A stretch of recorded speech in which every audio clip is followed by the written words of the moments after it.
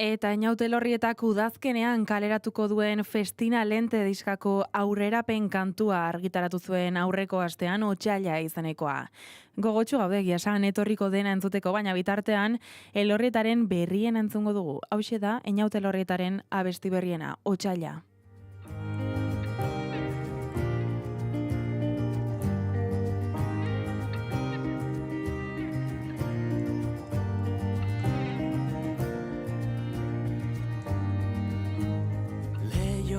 Egon gelan urdin bare,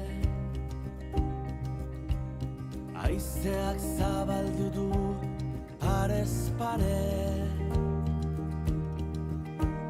umeak ta zaldiak esna daude, sukaldean ahotsak esna daude, etorriko zaren esan gabe. Zaren, zer zaren, on zauden, jakin gabe. Zoaz diozu zoaz, egin alde. Otsaila da loreak esna daude. Esan zen izkidanak, esan gabe. Jo egian, esna daude, berdin du ondoan, ez bazaude. Loreak zugabe, esna daude. Loreak zugabe, esna daude.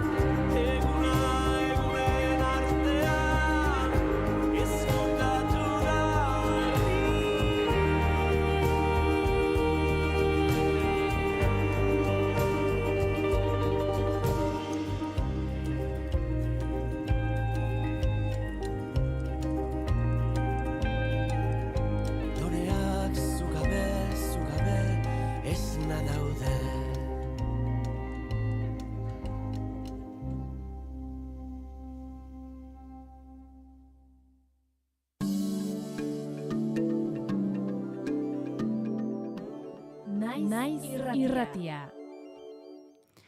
Eta 2000 batera egingo dugu salto Christina Aguilera, Missy Elliott, Pink, Mia eta Lil Kimek 1974an Lady Marmalade izeneko azal baten lehen postua itzuli ziren, eta Lil Kim Hot 100 hit batean agertzen daen lehen emakumezko rapera bihurtu zen. Beraz, kanta hauxe berreskuratuko dugu eta honekin amaituko dugu tarte musikala.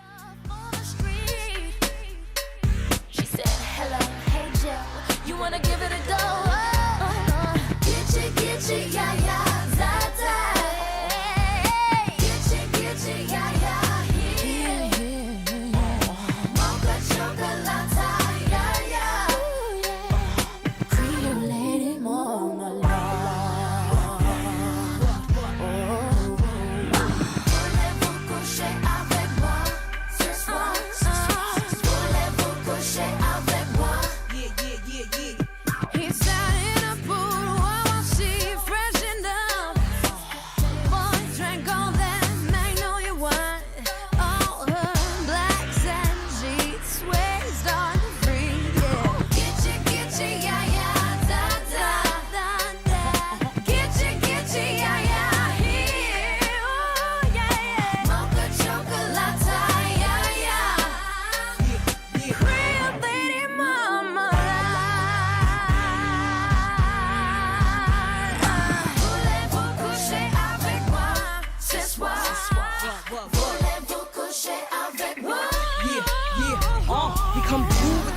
the garter belts. Let them know we bout that cake straight out the gate. We independent women, some mistake us for whores. I'm saying, why spend mine when I can spend yours? Disagree? Well, that's you, and I'm sorry. I'ma keep playing these cats out like a car. High heel shoes, getting love from the dudes, 4 badass chicks from the Moulin Rouge. Hey, sisters, soul sisters, better get that dough, sisters. We drink wine with diamonds in the glass by the case, the meaning of expensive taste. You wanna enche, ay, ay. Come on. Mocha chocolate. What? Rio Lady Mama. One more time, come on.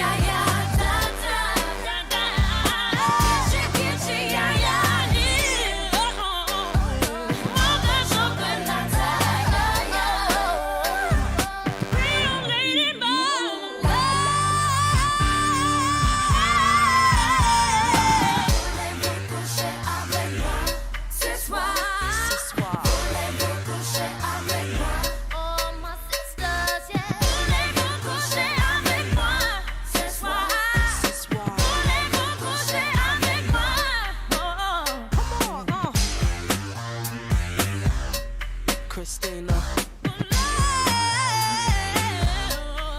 Pink, Lil' Kim, Maya, Rottweiler baby, Moulin Rouge, Misdemeanor here.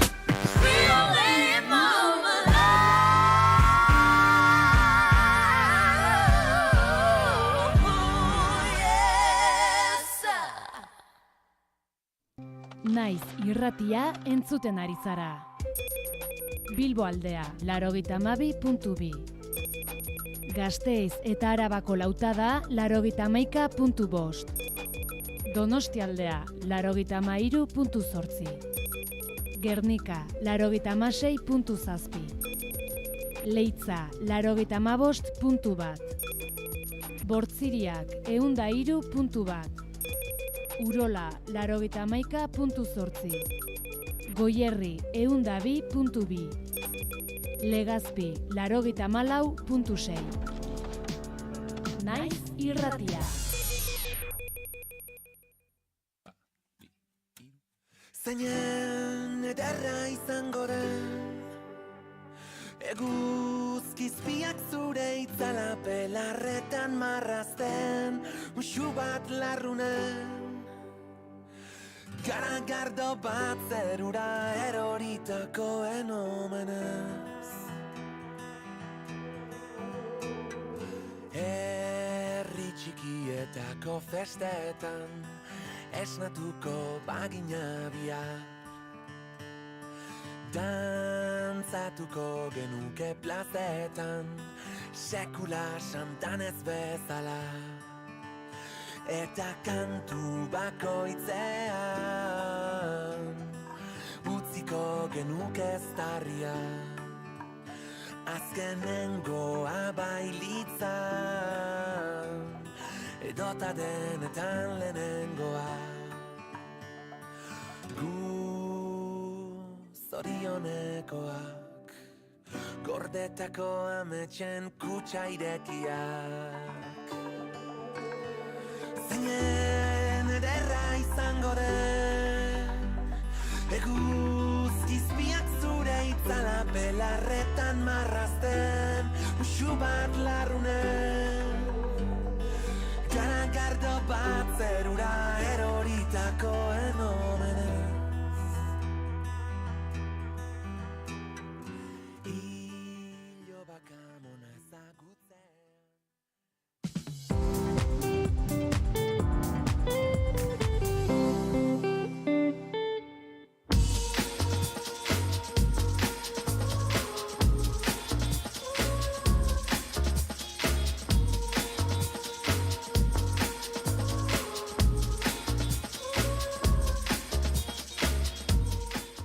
7:33 erlojuan eta iritsi zaigu editorialari bere momentua emateko unea. Horretarako egunonak emango dizuegu Pegi Lekonari, egunon. Kaixo, egunon Iraia eta egunon entzulea. Gaurko honetan naiz eta garako editoriala hartuz gero, diona da, 3 aste Kolonbiako etorkizuna lehiatzeko. Kolonbiako hauteskunde presidenzialen lehen itzuliak emaitza harrigarriak izan dituzte, inkestak gezurtatuz, Abelardo de la Espriela hautagai ultraeskuindarra nagusitu da botopaperen 43,7%. Boto kontserbadore eta atzerako ia guztia erakarri du Paloma Valencia hautagai uribista ezerezean utziz, hau ez baita 1,7 heldu. Gauzak horrela, de la Espirelak abantaila du ekainaren 21 bigarren itzulirako Iban Zepeda ezkerreko hautagaiarekin lehiatzeko, izan ere Zepeda zen favorito nagusia, baina botoen 40,9 eskuratu du. Ez usteak ezkerreko ahots ugari eraman ditu fokua Kolonbiako aurre kontaketa sisteman jartzera. Gustavo Petro presidentearen gandik hasita. Argitu behar da, egunotan argitaraturiko emaitzak ez direla ofizialak, aipatu ditugun datuak.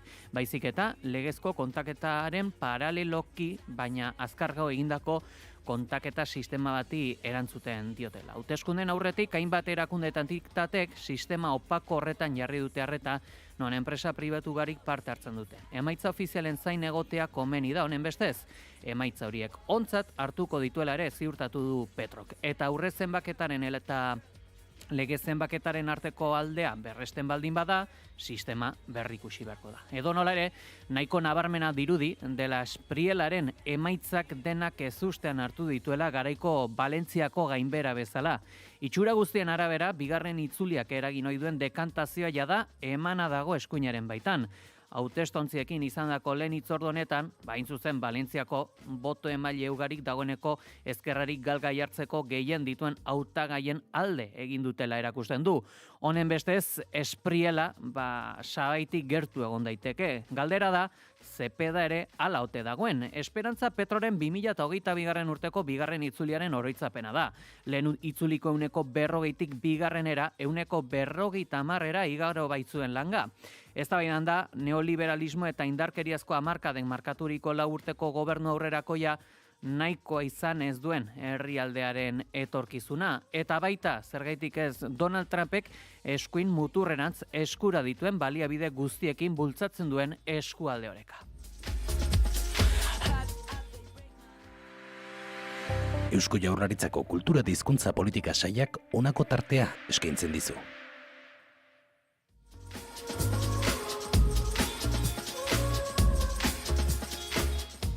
Eta behin editoriala entzun da, azalen errepasoa ere egingo dugu, goizero bezala, eta honetarako ere Pegi Lekonak egingo digu. Horixe bera, gaurko honetan kioskoetara gerturatuz gero eta garagunkari hartuta, bertan lerroburu nagusia Tubos Reunidoseko enplegu espedientea da. Bertan aipatzen da, enplegu espedientea bertan bera gelditu dela hartzekodun lehiaketaren ondorioz, inbertsore berri baten zain. Argazkiak berriz, esandakoa, Kolonbiara garamatza bertan ikus daitezke 3 gizon kalean eta batek aldia egunkari eskuetan duela eta aipatzen da aldia egunkari horretako lerroburu nagusian El tigre ya dio el primer zarpazo. Beno, honi dagokionez, irudioinan irakurri dezakegu ezkerra eta eskuin muturra leia bizian direla Kolonbian. Eta albo batean, bi albiste batetik errenteriak eskatu duela biktimen borondatea errespetatzea,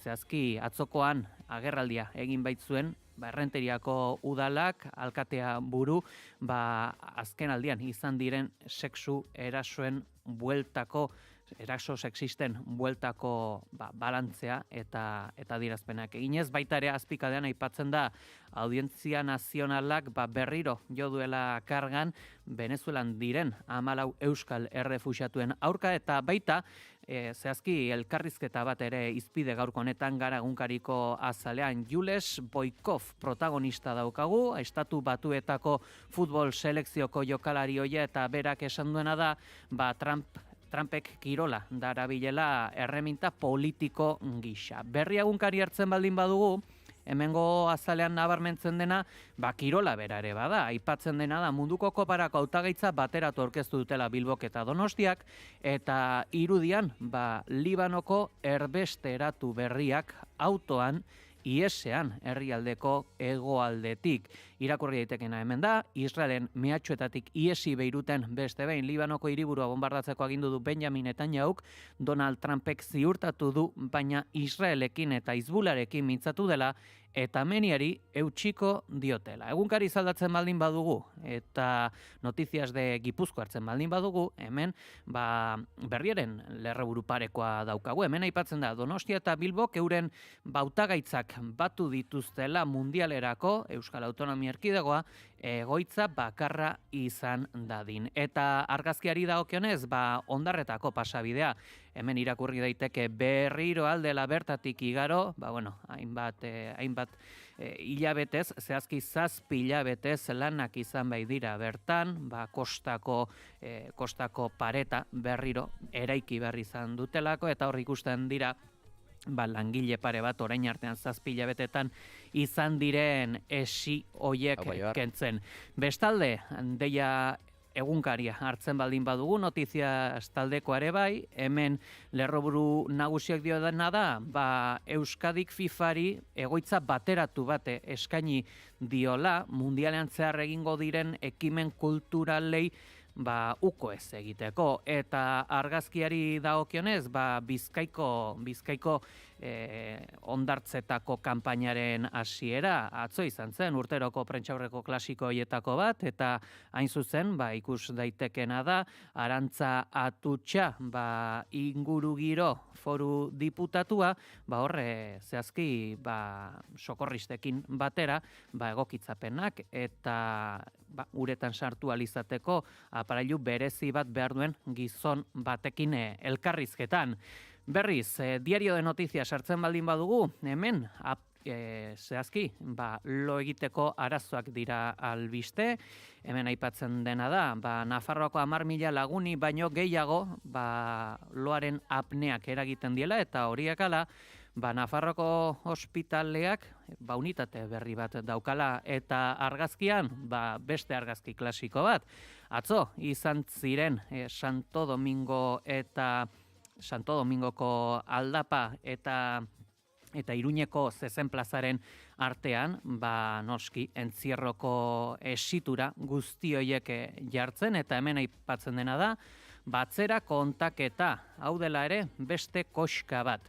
Eta Nafarroan jarraitu beharra dugu, Diario de Navarra egunkariarekin, hemengo argazki ere berdina da, ikus daitezke, nola, Aldaz Anaien aroztegiko langileak hor dabiltzala jotasu, entzierroko esi horiek jartzen, Zezen plazaren inguruan, baina lerroburu nagusiak berriro ere loara garamatza. Hemen aipatzen dena da, zehazki, helduen erdiak eta 4 aurretatik batek lo egiteko arazoak dauzkala, loaren kalitate txar aipatzen du, zehazki, egunkari honek. Eta Bozento taldeara salto eginez, Bizkaiko elkorrea hartuta, hemen aipatzen dena da, Bilbo eta Donostiak mundialaren egoitza partekatzea proposatu dutela, naiz eta, geroz eta ezegonkarragoa baden ere, edo behintzat, zalantzan ere jartzen du Bozentok hau. Eta argazkiari dagokionez, hemen, elkorre egunkariko protagonista, Nadia Calviño da, Europako Inbertsioen Bankuko presidentea, atzo izan baitzen, Elkorreo eta Bizkaiko Foru Aldundiak antolaturiko foro batean hitz egiten, nabarmentzen da hemen, 300 gonbidatu izan zirela eta noski, propagandatik albistera joanez, hemen aipatu daitekena da, Europako Inbertsioen Bankuak 500 milioi euroko inbertsioa egingo duela Osakidetzan, hauxe litzateke albistea. Aipatzen baldin badugu Arabako Elkorreo, hemen albiste nagusia Tubos Reunidos enpresako hartzeko dunen lehiaketa da, eta hemen aipatzen dena da Tubos Reunidoseko administradoreak bermatzen duela udabitarte behar ginen nominak ordaindu egingo dituztela. Eta argazkian berriz, Salburuako harrera sareak eginiko salaketa, maliarrak berriro kalean daudela aipatzen du, eta ikus daiteke irudian horixe bera, neguan zehar beraientzat eskainitako dispositiboaren amaiera heldu delako. Diario Baskori dagokionez, hemen irakurri dezakeguna guztiz ere antzekoa da, gainontzeko egunkariekin alderatu duz gero, hemen irakurri dezakeguna lerroburu nagusian da, Bilbo eta Donostiak FIFAri 2030ko mundialeko egoitza bakarra izatea proposatu diotela, kostuak murriztu ahal izateko, hori bai adidatuarekin, aurreikusiten baita, hiriburu bakoitzak gutxienez 30 milioi euroko inbertsio minimoa egin beharko duela, eta baita ere, aipatzen da, instituzioek ez dutela elkarbanatzen FIFAren exigentziak. Argazkian berriz, arautzeko hondartza, 2 sokorrista ikus ditzakegu hemen, banderak eramaten, hasi bai da, denboraldia, eta aipatzen dena hemen da, hondartzak sokorristekin eta ketik libre, izan ere lehenbiziko denboraldia izango da, aurtengoa, non ezingo den Euskal Herriko hondartzetan zigarroak erre, dagoeneko zarautzen neurri hau indarrean zen, baina hilate bukaeran Donostian hasiko da neurri honen ezarpena ere. Hau esek, gaurko honetan, kioskoetara joan ez gero topatu ditzakezuenak. Eskerrik asko Pelli, gero arte. Deusetaz. KulturKlik. Badugu musika, antzerkia, dantza. KulturKlik. Badugu zinema, magia, zirkoa. KulturKlik. Badugu literatura, artea, bertsolaritza. KulturKlik. Kultura agenda osoa atari bakar batean. KulturKlik.euskadi.eus. Badugu plana. KulturKlik. Eusko Jaurlaritza, Euskadi berria.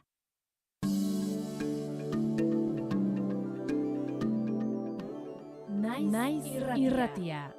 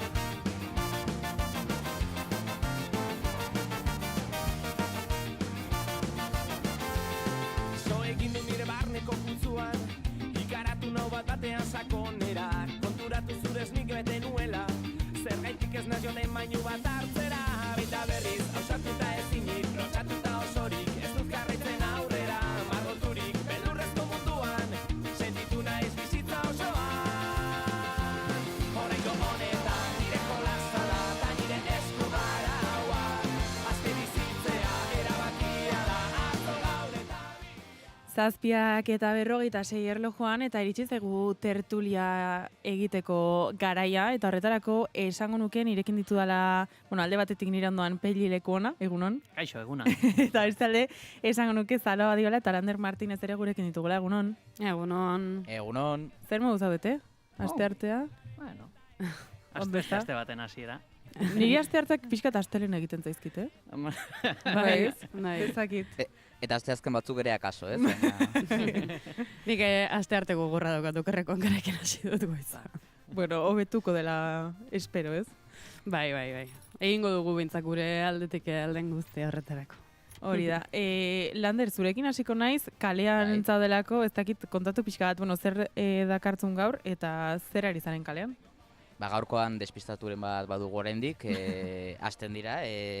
Gaur hasten dira begira ni lehenengoa. Bai, Ego Euskal Herrian gaur hasten dira USP-ko probak, ez? Guk ezagutuko dugu bezala selektibitatea esaten dena, ez? Baina, unibertsitatera sartzeko probak, eta hemenago Donostiako kampusean, 9etan hasten dira probak, eta egia da jendea ikusten ari naizela. Iritsi naizenean gutxi batzuk bazauden ere, orain tropelean iristen ari dira, kuadrilla handiak egia esan, eta ikasle batzuekin hitz egiteko aukera izan dut, denek aitortzen zidaten, urduritasuna zutela normala izaten dira, egun hauetan, baina egia da aste honetan, proba gogorrak esan dezakegu izango dituztela gazte hauek, gaur 9etan hasiko dira Euskara probarekin, Nafarroan berriz gaztelania probarekin, eta behar izango da Euskararen txanda, baina nik kontatu beharrean nik uste dut hitz egin dudala pare bat neskarekin, eta nik uste dut hobeto ikusiko dugula gaurko irudia elkarrizketatxo horiek entzunez gero. Gaur, egun garrantzitsua, ez, urduritasuna ere ulertzen dut, zer modu zaudete? Oso urduri ez, azken finean oso egun garrantzitsua da esan dezun bezala, eta bai, urduri. Gauzak prest dituzu esango zenuke? Bai, hasteak dramatik hasten eta, bai. Ze proba dituzue gaurkoan, euskararekin hasten zaretela uste dut, ez, okerrez banago? Bai, eta gero nidakat filo eta gero biologiare. Hautazkoak gaur egun gogorrena izango da, printzipioz ikusi dut ere gaur azterketak egin dituzuen eguna izango dela, ez, gaur eta bihar bitartean. Bai, edo aian eretzat bai, sanetzat bintzat bai. Animo, nervio horiekin ondo joango dela dena ziur. Eskerrik asko. Eskerrik asko zuri. Politxa. Bai, ezta. Nabaritzen zen, hasian oso azkar bezala urduri, gero bukaeran agurtzerokan hotxarinago, jazta, gero gainetik. Gaxoak zeukan nahikoa selektibidadeak erekin gainera irratien hitz egin martzuela, ez? Esango dizuet, urbildu naizenean, bazeuden 6 neska eta 2 mutil, eta urbildu naizenean bere gana esan diet, izan da lehenengoa salto egin duela esateko, bai, nik elkarrizketa egingo dut, ez dakit urduritasunak entzeko modu gisa, baina, bai, animatu da lehenengoa. Zueko horatzen duzu zuen selektibitate proba? Bai, horatzen duzu. Bai. Ni horretzen duena da, selektibitate frogan erabaki nuela betirako matematikekin haustea. Gizarte zientzietara aplikaturiko matematiken azterketa egin beharra nuen, eta une heldu zen, eta erabaki nuen, listo, ez dute zer gehiago jakin naiz.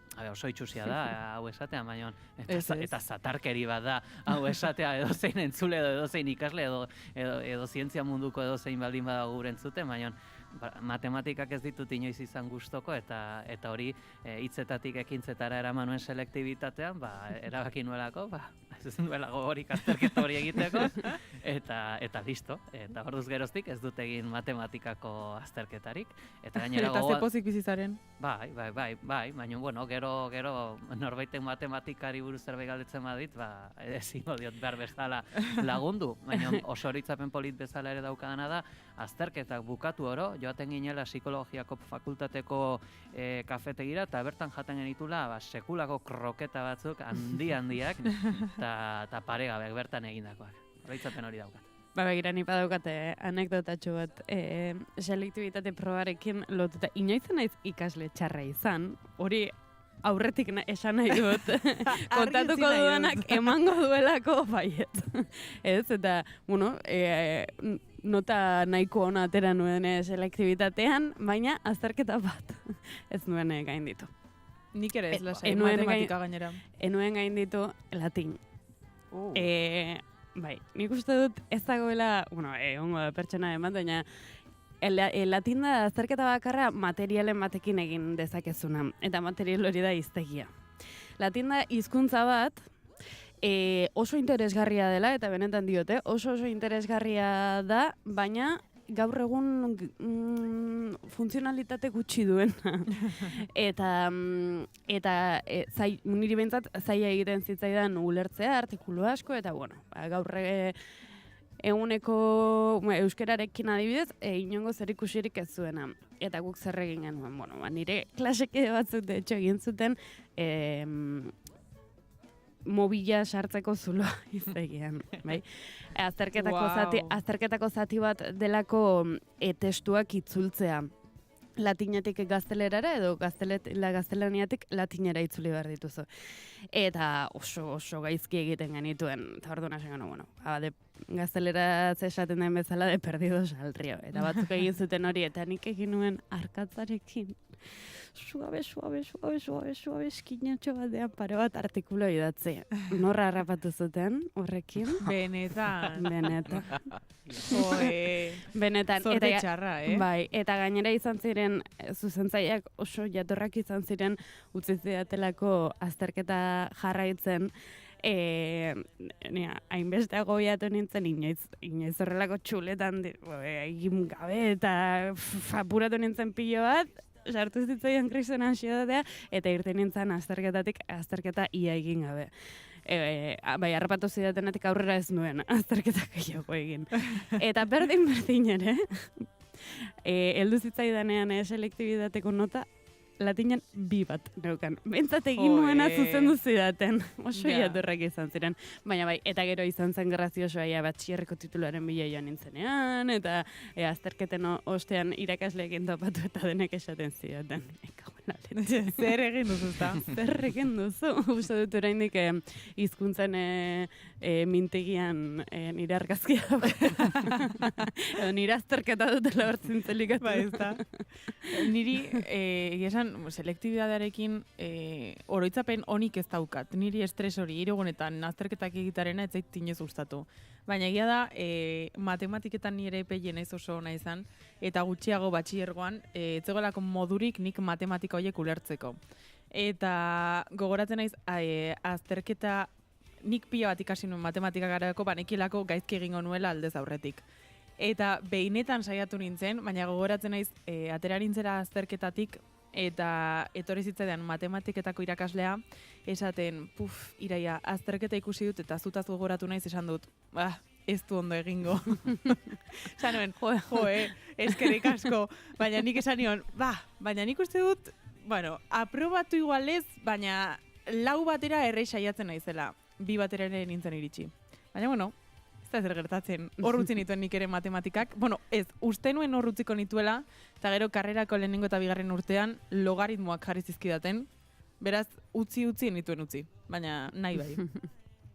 Egia da, selektibidadea dela gauza bat askoten seguru aipatu izan duzuela, eta aipatu dugula, inongo zentzurik ez dagoen proba bat. Ez. Nirezako bintzat, zuk Lander nola gogoratzen duzu? Nik gogoratzen dut, lehen berandu xeago hasten zen, eta nire urtetan egin nuen selektibitatea. Ohitura izatetik, nire urtetan, bazkaldu, afaldu, ezer ez egin, ospakizuneko eguna izatetik, ikasi behar izatera. Nik esango dut, egia esan, nik uste du 4 bat gatuzela, matematikak eriko horreto nituen, eta nintzen batere ona.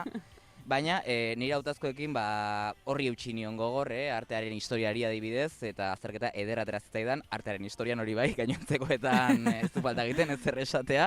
Baina horrek utzi zidan media bat txukuna eta dena gainditu nuen, beraz pozik egia esan. Pixka traumatikoa izan zela, ez? Izan zen, agian da, helduaroan sartze hori, ezagite 18 urterekin, 18 urte bete berri, eta ja, zure urte betetzea ez da zuretzako, azterketa egiteko, baina bai, ez. Bai, zure kasuan.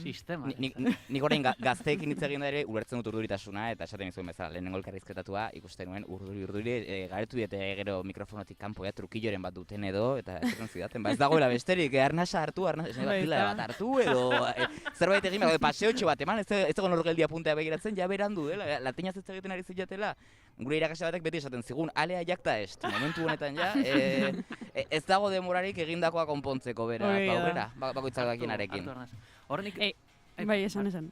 Bitxikeria edo kuriositate daukatea urtengo testuak, euskararako testuak norrenak izango dien. Pasaren urtekoa izan zen Amagoia Mujika gure lankidearena. Benetan? Bagira? Ondo aserrezaren artea. Ordan, zuek imaginatzen duzuen noiz bait, zuen zerbait, zuen testu bat zen iritzi artikuluko batean, milaka ikasleko horri bitzea, analitika egiten hor, zure buruan zegoen horreta, da ere pixka fraudiano izan daiteke. Hau inoiz aipatu dut, naiz irratiarekin egiten dituztela ikastola batzuetan probak. Ze proba mota? Zuzen daitazue akatsak. Benetan. Gero feedback ez dugu jasotzen. Nik nahiko nuke. Noski, bestela zu ikasiko. Claro. Begira, gonbidatuko ditugu egun ematen. Jarriko naiz nibere egin kontaktuan. Ondo iruditzen zait. 3 minutu ditugu, Zaloa, ez dakit, zukerrik udarako jaiak edo ekarri dizkiguzu, ez? Bai, labur nahi nuen eztabaida zabaldu.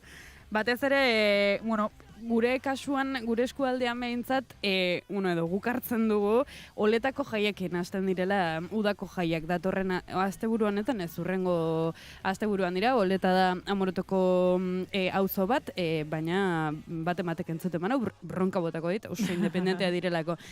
Kontua da, oletako jaiak direla, eta horrekin zabaltzen da temporada. Eta gero eta gehiago ari naiz ikusten, kontzertu motak eta aldatu direla, eta lehen txikietan izaten genituen kontzertu motak eta aldatzen dijoa estela, eta galdera zen simple eta esaldi batean erantzuteko. Erromeriak edo kontzertuak nahiago? Ostras, galdera zaila. Segun ze kontzertu dauden. Nik beti esaten dut bat eta bat. Eta orkestrak? Ez, Jamaika show Irunen, ekainako eta. Nik esango nizuke, gainera Bilaunako festak astebete irauten dute, orduan denbora ematen du denerako. Eta normalean horrela edukitzen dugu. 4 egun bali madira kontzertuenak, 2 egun kontzertuekin eta beste 2 erromeriarekin. Nik salaketa txiki bat egin nahi dut. Aurten, Irungo jaien joera, nazkagarria da, antolakuntzak ekimen guztiak eramaten dituelako asteburura, eta horren ondorioz, astebururo izango dugu kontzertu bat, ez da baltene normala, festak 23an hasten dira, eta gainera, 2 herri bazkari izango ditugu, herri bazkari antolatzen duen elkartearekin, ere, ala nolakoak izan direlako. Bihar jarraituko dugu, gustatu zaidalako eztabaida, bihar irekiko dugu eztabaida, baina oraingoan, hemen bukatuko dugu tertulia, eta bihar hartuko dugu berriro ere. Bihar arte.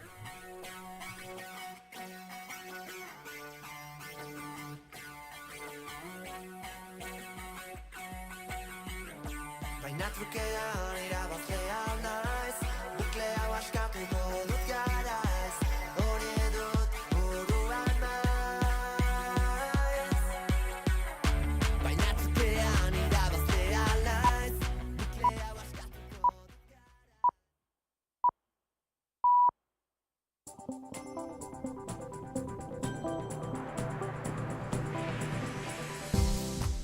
Informazioaren aria, naiz irratian. Pegi Lekuona. Egunon, goizeko 8 dira, ongi etorri naiz irratira. Loiuko karga polizialean ertzainen bodikame grabaturiko irudien legezkanpoko erabilera egin ahal izan du Bingen Zupiria eta Segurtasun Sailak. Grabazio baten berri eman izanak, grabazio legebiltzarkide bati bidaltzea ala segurtasun esparruko aditu batekin partekatu izana, bodikamen araudiaren 42. instrukzioaren aurkakoa da. Zaloa Badiola, egunon? Egunon, Pegi eta egunon entzuleok flotillako kideen harreran izandako polizia kargen berri emateko agerraldian Bingen Zupiria Segurtasun Sailburuek flotillako kide batek esandakoak plazaratu zituen adierazpen hauek agenteen kameretan jasoak zeudela esanaz. Creo que sirve como prueba de esto que estoy diciendo la declaración de este miembro de la flotilla que cuando estuvo detenido o retenido en el aeropuerto realizó esta declaración ante los ertzainas, declaración que consta en las cámaras que los agentes llevaban. Zupiriak ez ezik, maiatzak 26ko Radio Euskadiko Ganbara irratsaioan Cesar Txarro segurtasun adituak primizian eman zuen ertzainen bodikamerak jaso zuten adierazpena. Y le voy a dar una primicia. Le voy a dar una primicia que me imagino que esto se incorporará a la investigación. Pero la bodycam de uno de los agentes ha captado la siguiente frase. Esta es la mejor publicidad que nos podíais haber hecho y si se prolonga, y si se prolonga la detención, mucho mejor. Esta frase es prácticamente literal. Horiek ala, Bingen Zupiriak polizia agenten bodikamen araudiaren 42. instrukzioa hautsi duela dirudi. Araudiak ez du jasotzen, sailburuak grabaketa hauek izan ditzakenik, gainera instrukzioaren 5.5.2 puntuak dio, erabate debekatua dagoela banakako kamerekin lorturiko irudi edo soinuen kopia ala lagapena. Hartzekodunen lehiaketa dela eta bertan bera gelditu da Tubos Reunidoseko enplegu erregulazioko espedientea inbertitzaile berri baten zain. 285 langileren kaleratzea bertan bera gelditzen dela baieztatu diote enpresa batzordeari. Beraz, administrazio konkurtsalak Amurrioko altzairutegia bere horreta mantentzeko aldarrikapena egin du. Eta ekainaren 14akoa bere okupazioa iragarri duten Marienian espekulazio urbanistikoaren aurka. Ardiak bertara eramatearekin batera, egun osoko egitaraua prestatu dute, arditegi baten eraikuntza lurraren aldeko borroken topak eta bazkaria edota animazioekin. Biktimen nahia errespetatzeko eskatu du Errenteriako udalak. Bertako udala lehen aldiz mintzo da Xenpelar bertso eskolak ala Jon Maia dantzariak eraso sexistengatik jaso dituzten salaketen bueltan. Aizpea Otaegi alkateak bi auzien gaineko zehaztapenak egin eta errespeturako deia egin du. Biktimak ahaztu, azpiratu, eta etekin politiko ateratzeko nahia nola gailendu den ikustea, bereziki gogorra zait. Ameriketako Estatu Batuek erasoaldiaren etena iragarri du Libanon Israelekin abian diren negoziaketak arriskuan direla eta. Etxe zuriko maizterrak adierazi du Iranek ez diola Washingtoni elkarrizketa etetearen berri eman, baina berdin diola dio. Gainera, negoziazioen balizko amaierari garrantzia kendu dio, benetan ez zaitasola erabat berdin zait zehatz mehatz ziurtatu du Trumpek eta azpimarratu du elkarrizketa eteteak ezakarrela Iranen aurkako gerran indarrean dagoen sueten auskorra ustea. Eguraldia eta trafikoa naiz irratian. Errepide dagokienez nabarmentzeko jazoeraren bat? Badirudi ez dagoela aparteko arazorik begi. Eguraldiaren xetasun guztiak, Iker Ribarluzeak. Eguraldiak motelalditxo bat jasango du astearte honetan. Goizaldean sartuko den fronte baten bitartez, goizeko lehen ordutik zerua estalirik egongo da lurralde osoan. Hodei hauek zaparradatxo batzuk utziko dituzte lurraldaren kantauriar isurialdean, baina zaparradak txikiak izango direnez euri gutxi egite espero da. Aldiz lurraldaren hegoaldean edo hego isurialdean ateri utziko dio eta lurraldaren hegoaldean ostartetxo batzuk ere izango dira. Ondoren, arratsaldean zehar, arratsaldeko lehen orduetan ipar partean ere nahiko ateri geratuko da eta ostartetxo batzuk zabalduko dira, eta aldiz ego isurialdean ostarte politiak nagusituko dira, bereziki lurraldearen hegoaldean. Alare azken orduetan, Gipuzkoa ipar-ekialdean, Nafarroa ipar partean eta ipar Euskal Herrian berriz ere euri zaparradatxo batzuk izango dira. Haizeak ipar mendebaldetik eta bolada zakarrekin joko du kostaldean eta lurraldearen hegoaldean, temperatura minimoak alare gora ingo dute, 11 eta 18 gradu bitartean errendituz, maksimoetan aldiz beherakada handi xamarra emango da, bereziki lurraldearen hegoaldean, Kantauriar isurialdean maksimoak 18 eta 21 gradu bitartean errendituko dira, eta ego isurialdean aldiz 17 eta 24 gradu bitartean, temperatura maksimoetan freskonak gaurkoan, Araba erdialdean neurtuko dira, altuenak aldiz Herriberan. Joarra Izpurua teknikan, ekainak bida, asteartea. Informazioaren aria.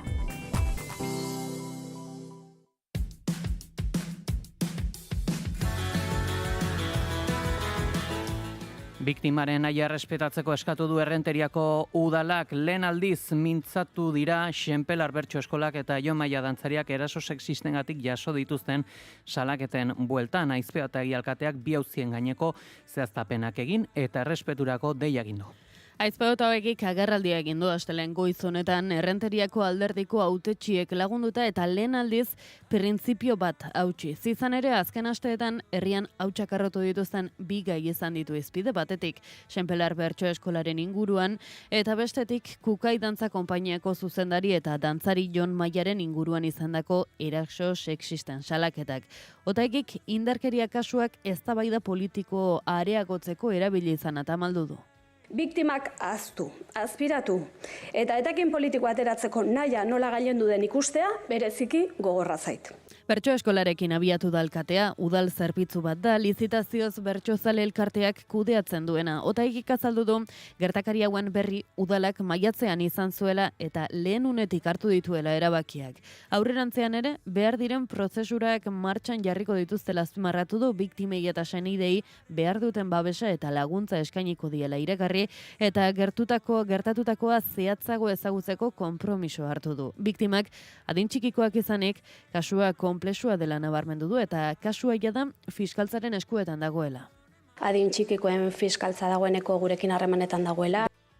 Ez da eztabaida bakarra izan ere, Jon Maiaren aurka hainbat emakumek egindako eraso sexistagatik egindako testigantzak ere ezinegona sortu dute herrian. Otaegi zuzena izan da bere erantzunean. Udalaren helburua biktimen nahia errespetatzea izan da, hau da, konfidentzialtasuna mantentzea eta bilgune feministarekin batera biktimek abiatutako prozesuari eman dio garrantzia. Salaketen berri izan ostean, Kukai eta udalaren arteko harremanak oztu egin direla azpimarratu du.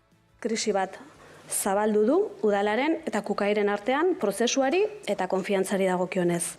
Otaegiren aburuz, krisi honetatik ateratzeko modu bakarra prozesura itzultzea da biktimei dagokien zentralitatea emateko. Krisi honetatik ateratzeko modu bakarra prozesura itzultzea da.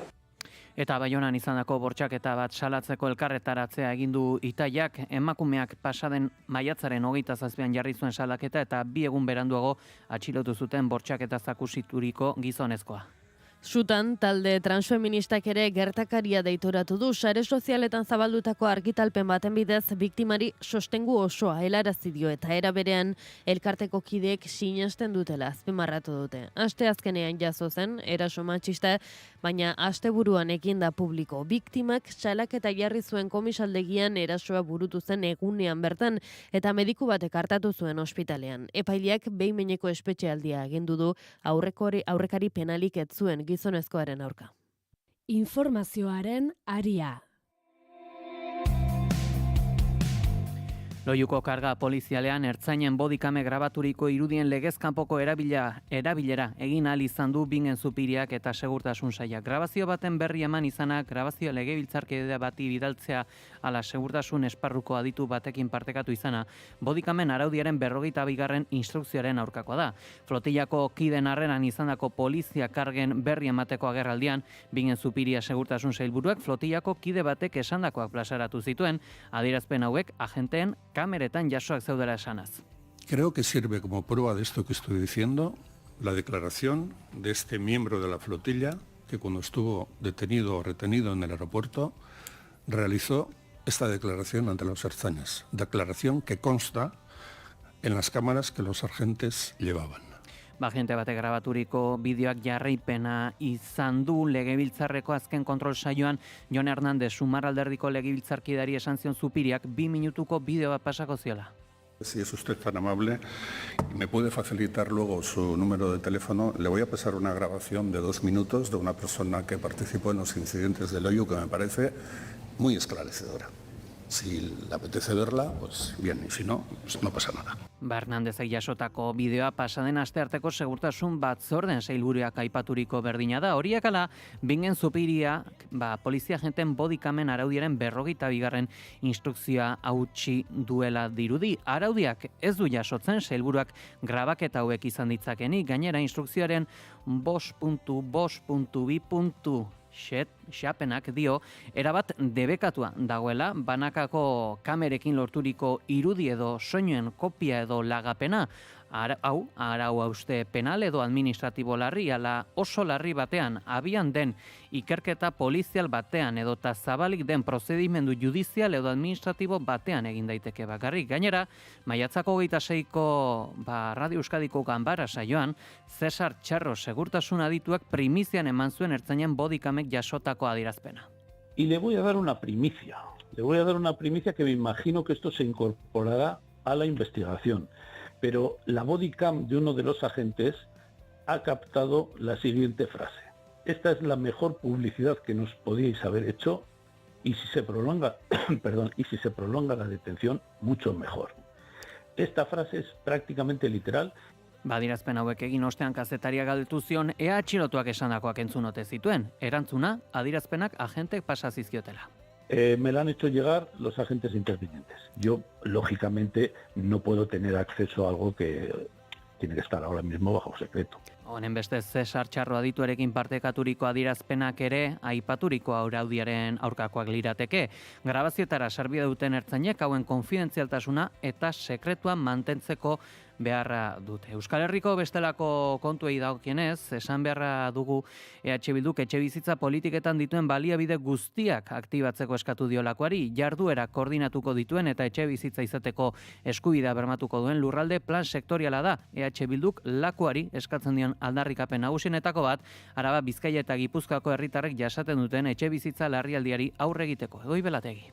Azpeitiako alkate Nagore Alkortak eta Galdakaoko alkate Inigo Hernandok koalizioko bi ordezkariek adierazi dute udal legealdia amaitzear den urte honetan alderdiak aprobetxatu egingo duela gai honetan aurrera egiteko arrazoi alderdikoi eta elektoralista gabe eta erakunden arteko elkarlanaren beharra azpimarratuz. Gaur, gure konpromisoa berresten dugu agintaldi honen azken urte hau baliatzeko. Demora ahalik eta hobekien aprobetxatuko dugu. Hauteskundeak edota alderdikeriekin despistatu gabe. Etxebizitza arloan gehiago eta hobeto aritzeko. Baina horretarako ezinbestekoa da, egunero udalean lanean dihardugunekiko errespetu instituzionala. Horregatik gaur, mezu bat zabaldu nahi dugu Euskal Herriko lehen indar municipalista gisa. Konpromisoa, erakunen arteko lankidetza eta erantzukizun partekatua. EH Bilduk berriki kaleratutako posible 30K proposamena ekarri dute gogora. Honek 10 urteko epean egungo etxebizitza parkeko 30.000 etxebizitza mobilizatu alizatea eta arrazoizko prezioko beste 30.000 eraiki alizatea proposatzen du koalizio abertzalearen arabera egingarria den modu batean. Horretarako 3.500 milioi euroko inbertsio publiko-pribatua izango duen sozietate berri bat sortzea proposatzen dute subiranistek. Alkortak adierazi du proposamen ambiziotsua eta errealista dela etxebizitza eskubide bat izan dadin eta ez negozio edota luxu. Etxebizitza ez da negozio bat, etxebizitza eskubide bat da. Gure udalak aitzindariak dira, eremu tentsionatuak sustatzen, etxebizitza hutsak mobilizatzen, pisu turistikoak arautzen, guretzako lehentasuna duelako gure herrietan bizi ahal izatea. Ezin dena da onartu gazteak emantzipatu ezinik dauden bitartean, etxe hutzak edota turismora soilik bideraturiko etxeak izatea. Gobernatzen dituzten udalek etxebizitza babestuen sustapen berriak bultzatzeko lurzorua eskaini izan dutela nabarmendu du EH Bilduk eta lakuari behar sozial honi erantzuteko beharrezkoak diren tresna guztiak aktibatzeko eskatu dio. Eta aipatu beharra dugu baita ere, Euskal Enplegu Publikoaren legea erreformatzeko aurkezturiko 2 proposamenen zuzenketak eztabaidatzeko ponentzia eratu da Eusko Legebiltzarrean. EH Bilduk eta Euskal Alderdi Jeltzaleak proposamen bana aurkeztu arren akordiorik gabe bakar batek ere ez du bere onarpena bermatua izango. Kontuan izan behar da, bi lege proposamen direla eztabaidatuko direnak, antzeko helburua dutenak, baina horretara heltzeko bide juridiko zeharo ezberdinak proposatzen dituztenak. Euskal Herria Bilduk bere proposamen propioari zuzenketak jarri zizkion, eta gainerako guztiek EAJaren ari jarri zizkioten. Momentuz, ziurtzat jo daiteken bakarra da, akordiorik gabe proposamen bakar batek ere ez duela bermatuko aurrera egitea, eta ondorioz legeak orain arte bezala jarraituko lukeela, auzitegiei lan eskaintza publikoak baliogabetzen jarraitzeko atea zabalik utziz, gehiegikotzat jotzen dituzten hizkuntza eskakizunak tarteko. Egoera hori saiesteko EAJak eta EH Bilduk bilera prozesu bat hasi zuten maiatzaren 21 elkarguneak bilatzeko eta bi alderdiek diskrezioz garatzea erabaki zuten, naiz eta ordezkari jeltzaleren batek publikoki esan duen akordio baterako aukera bakarra dela Euskal Herria Bilduk euren proposamenarekin batekitea. Gogora ekarri behar da, PSek bere burua baztertu duela edozein akordiotik diskriminazio linguistikoa egotziz EH Bildu eta EAJari gobernukidearekin arrakala berri bat zabalduz. Informazioaren aria. Goizeko 8 eta 4 Espainiako Auzitegi Nazionalak 14 euskal errefuxiatu topatzeko lankidetza eskatu die Venezuelako agintariei Nicolas Maduroren baiketaren ostean Venezuelan berriki izandako aldaketa politikoan oinarrituta. Espainiako Auzitegi Nazionalak Venezuelara errekuzko mandatua bidali du ustez Hego Amerikako herrialdean dauden 14 euskal errefuxiaturi buruzko informazio bila. Francisco Jorge epaileak Venezuelan berriki izandako aldaketa politiko azpimarratu du, indar estatuatuarrek Nicolás Maduro baitu ostean Venezuelako egungo aginteriei lankidetza eskatzeko. Epailearen ustez aldaketa horiek dignidad et injustizia elkarteak egiten duen herri akusazioak eskatutako datuak eskuratzeko lankidetza aukera ematen du. Epaileak eskatzen du Venezuelako agintariak duten informazio guztia eman dezatela Iñaki de Juana, Eugenio Barrutia Bengoa, Jose Luis Eziolaza, Ángel Mari Lizarbe, Luis María Olalde, José Ángel Urrutia, Asunción Arana, Juan José Aristizabal, María Artola Etxeberria, Manuel Asier Guridi, Jesús María Huerta eta Ignacio Etxebarriari buruz.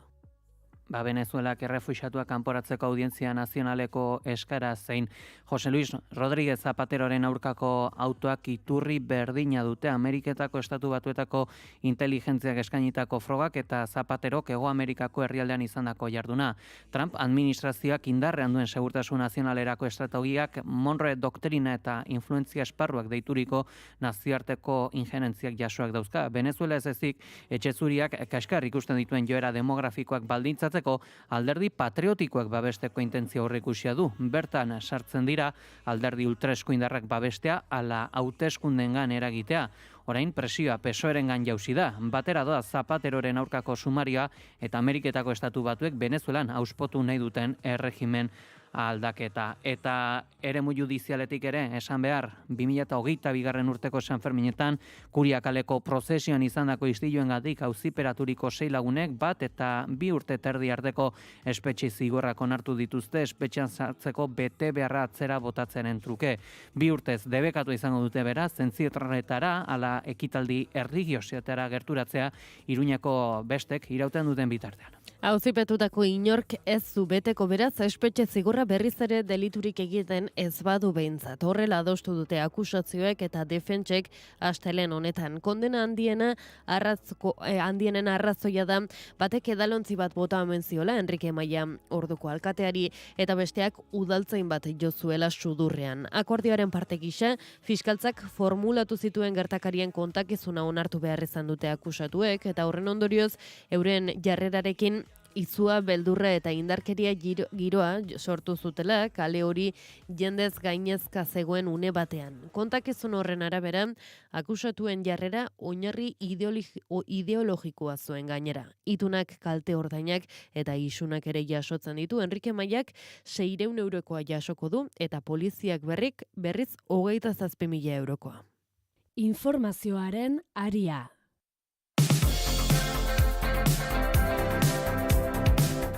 Lab sindikatuak lakoak aurkezturiko unibertsitate lege aurre proiektua kritikatu du unibertsitate pribatuen eredua auspotzen duelakoan eta 160 alegazio aurkeztu ditu honen aurka. Sindikatuak Euskal Herriko Unibertsitatearen finantzak eta handitzea proposatu du errektoretzak eskatu moduan eta baita euskara bultzatzea eta langileen lan baldintzak hobetzea ere. Lakoaren aurre proiektuak unibertsitate pribatuen eredua auspotzen duela argudiatu du sindikatu abertzaleak unibertsitate publikoaren alternatiba gisa aurkezten baitu ustezko harmoniazko unibertsitate sistema planteatuz. Hezkuntza sistema burujabe eta propioa eraikitzeko urratsak ematea unibertsitateen eskumen osoaren transferentzia eta erabaki ahalmen osoa berenganatuz. Gainera finantziazio eredu berria proposatzen dute Euskal Autonomia Erkidegoko barne produktu gordinaren 1% gutxieneko ekarpenarekin.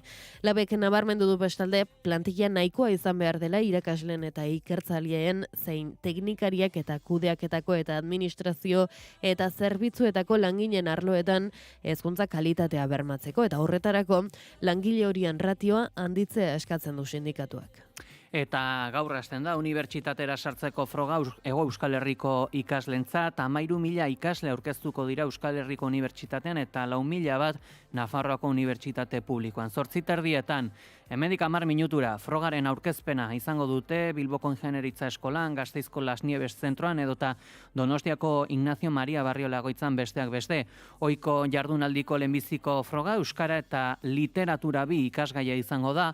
Ondoren helduko dira filosofiaren historia, italiera, biologia, enpresa eta negozio ereduen diseinua, marrazketa teknikoa bi, musika eta dantzaren historia, marrazketa artistikoa bi, kimika, arte eszenikoak bi, ala artearen historia bezalako hautazko frogak. Nafarroako ikaslentzat deialdia unibertsitate publikoan izango da, Iruñean hautazko ikasgaiei heldu aurretik gaztelania eta literatura bi, ingelesa, Espainiako historia ala filosofiaren historia izango dira gaurko azterketak.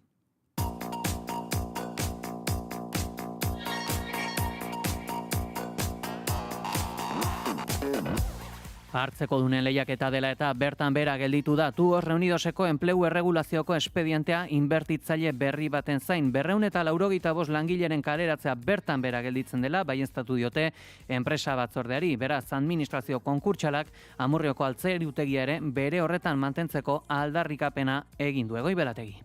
Tubos Reunidosen esku hartu duen PKF Ates aholkularitza enpresako administratzaile konkurtsalak Amurrioko enpresa batzordari jakinarazi dio astelehen honetan zuzendaritzak proposatutako enplegu erregulazioko espedientea eten egin duela. Espediente horrek 285 langileri eragingo lieke 274 Amurrioko lantegian eta 27 Trapagarangoan. Aiaraldea.eusek jakinarazi duenez administratzailea sindikatuekin bildu da Amurrioko lantegian eta bertan ere jakinarazi die atzera bota duela Amurrioko altzairutegiaren itxiera eta ondorioz jarduera horren deslokalizazioa. Puntu hau oso garrantzitsua da, gehiengo sindikalak defendatzen baitu enpresaren bideragarritasuna altzairutegiari lotuta dagoela ezinbestean. Iturri berberen arabera konkurtso administratzaileak langilei baieztatu die lehentasuna enpresaren jarduera ekonomikoari eustea eta bideragarritasuna bermatzea dela.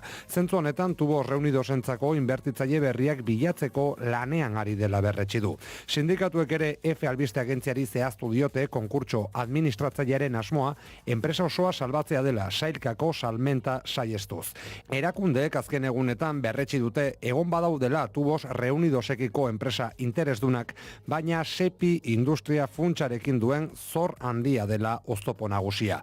Langileen etorkizun ekonomikoari dagokionez administratzaileak ziurtatu die enpresak diru nahikoa daukala abuztura arteko nominak ordaintzeko langileen artean hilabete honetako soldata bera zalantzan zegoenaren zurrumurrua zabaldu zen arren. Enpresa batzordeak nabarmendu duenez egoera oso delikatua izaten jarraitzen duen arren, enplegu erregulazioko espedientea etetea garaipen bat da langileentzat eta aurreratu dutenez, enplegu erregulazioko espedienteari jarritako demandak kenduko dute. Ondorioz, uztailaren 7an Euskal Autonomia Erkidegoko Auzitegi Nagusian iragarritako epaiketa ez da egingo azkenean. Medikuen grebak aurrera jarraituko du ekainean ere, Osasun Ministeritzarekin astelenean izandako bilerak ez du aurrera pausorik eman eta sindikatuek urteko 5. lanuztea mantentzea erabaki dute. Greba deialdiaren atzean dauden 6 mediku sindikatuek salatu dute ministerioak ez zuela gatazka konpontzeko benetako borondaterik erakutsi eta negoziazio mailari ez zuela proposamen berririk eraman. Sindikatuen arabera, asteleneko bilerak ordu bete eta erdi iraun zuen, baina beste behin ere ez zen irtenbiderako biderik zabaldu. Hala ere, ministerioak datozen egunetan osasun sistemaren lurraldarteko kontseilua biltzeko asmoa agertu du, medikuek lan baldintzak negoziatzeko esparru propioa izan dezaten aztertzeko. Sindikatuen eskaera nagusiak dira medikuentzako estatutu propioa, negoziazio esparru berezia, lanbide sailkapen berezia eta lanaldi bidezkoagoa. Bestalde Monika Garzia Osasun Ministerioak adierazi du, adierazi du, aldarrikapen horietako asko autonomia erkidegoen esku daudela. Haren hitzetan erkidegoak ezin dute ministerioaren atzean ezkutatu lan baldintzak hobetzeko dagozkien neurriak ezartzeko. Fagor Arrasatek RoboHelix enpresaren 20% erosi du bere dibertsifikazio estrategiaren baitan. Arkimedesen torloiuetarako helizen fabrikazioa automatizatzen duen patentaturiko teknologia garatu duen enpresa dago. Erosketa abia puntua da eta datozen urteetan partaidetza nagusi baterantz aurrera egiteko aukera aurre ikusten da. Enpresaren arabera, apustu teknologiko horri esker, Fagor Arrasaten nekazaritza eta elikadura, kimika eta ongarriak, mehatzaritza eta mineralak, petrolioa eta gasa, ur eta hondakinen tratamendua, obra publikoak edo iraikuntza bezalako sektoretan murgilduko da. RoboHelixek jada enpresaren gaitasunen osagarri den teknologia bat gehitzen du eta automobilaren etxetresna elektrikoen edo siderurgiaren sektore tradizionalekin korrelaziorik ez zuen ziklo ekonomikoak dituzten industrietan murgiltzeko aukera albidetzen du. Bestalde Fagor Arrasaterik gehitzeak aukera emango dio Robo Elixi bere produktua merkatuan bakarra den irtenbide industrial oso baterantz eskalatzeko. Epe laburrean Arkimedesen torlojuen fabrikazioa osorik automatizatzea da helburua, xafla ebakitzetik torloju akuturaino estaltzen duen lerro integratu bat eskainez. Eta ekainaren 14 bere okupazioa iragarri dute Marianiako belardian espekulazio urbanistikoaren aurka. Ardiak bertara eramateko batera egun osoko egitaraua prestatu dute, arditegi baten eraikuntza lurraren aldeko borroken topaketak, bazkaria ala animazioekin. Marianiaren aldeko militanteak azpimarratu duten nekazal lur horietan garaian iragarritako eraikuntza lanak behin betiko bertan bera gelditu behar direla eta lur saila laborantzara bideratu behar dela. Eta pasaden martxoan izandako herriko bozen ostean espero dute proiektu urbanistikoari atea itxiko diotela behin betirako, izan ere bertan etxe bizitzak eraikitzea defendatzen zuen Christian Debesek hauteskundeak eta horrekin batera alkatetzak galdu zituen. Gogora ekarri dute, era berean, auzapez hautatu berria Peio Etxeleku behin baino gehiagotan proiektuaren kontra agertu dela eta Euskal Hirigune Elkargoko lehendakari den Alain Iriartek berdina egin duela zehaztu dute. Edozein kasutan eta azken erabakia heltzeko zain, ekainaren 14 iragarritako festa eta borroka egunari eutsiko diote ardiak bertara eramanez. Informazioaren aria.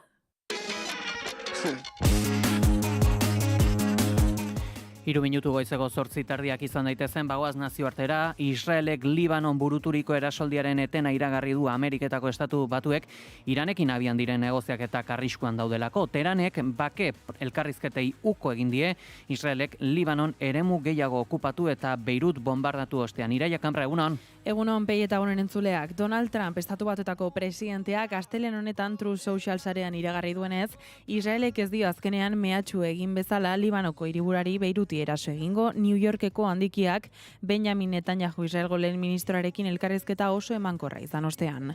Gainera Trumpek Hizbullaren ez erasosteko konpromisoa aipatu du ere talde xiitako ordezkariarekin bilera telefoniko bat izan ostean. Israelek ez die erasoko eta haiek ez diote Israeli erasoko, hala azaldu du magnateak. Trumpen iragarpena Iranek alde batetik estatu batuakeri bere jarrera kontraesankorrarekin negoziazioak luzatzea aurpegiratu eta ordu batzueta iritsi da, susmo eta mesfidantza sakon baten erdian. Bestetik Teheranek Pakistanen bidez Washingtonekin izandako elkarrizketak geldiarazi dituela jakinarazi du, erregimen sionistak Libanon krimenak egiten jarraitzen duelako, Tasnim agentzia irandarrak jakinarazi duenez. Libanon liskarrak amaitu arte ez da elkarrizketarik egongo. Bere ohiko tonuan etxezuriko maizterrak adirazi du Iranek ez diola Washingtoni elkarrizketa etetearen berri eman, baina berdin diola. Gainera negoziazioen balizko amaierari garrantziak kendu zion, benetan ez zaitaxola erabat berdintzait ziurtatu du Trumpek. Eta azpimarratu du elkarrizketa eteteak ez dakarrela Iranen aurkako gerran indarrean dagoen sueten auskorra ustea. Bien bitartean, Teheranentzat, Iranen eta estatu batuaken arteko suetenak fronte guztiei eragiten die baita Libanori ere. Hala nabarmendu du Irango atzerri ministro Abbas Arakik isan eta hori ezinbesteko baldintza dela azpimarratu zuen.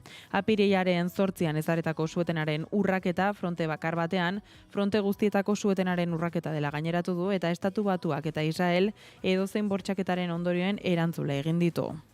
Eta Ameriketako estatu batuetako epaile federal batek ere Trumpen administrazioak justiziaren politizazioari aurre egiteko sorturiko kalte ordain funts bat blokatu du aldi baterako. Presidentearekin kritikoek diskrezionala dela salatu dute, haren aliatuei mesede egiteko erabakia. Virginiako epaile federal batek bertan bera utzi du estatu batuetako gobernuak maiatzaren 19an Donald Trump presidentearen aliatuei kalte ordainak emateko iragarri zuen ia $1.800 funtsa Joe Bidenen agintaldian justiziaren politizazioaren biktimei kalte ordainak emateko. Alexandriako Leoni Brikema epaileak funtsaren jarduna berino martxan jartzea debekatu dio gobernuari.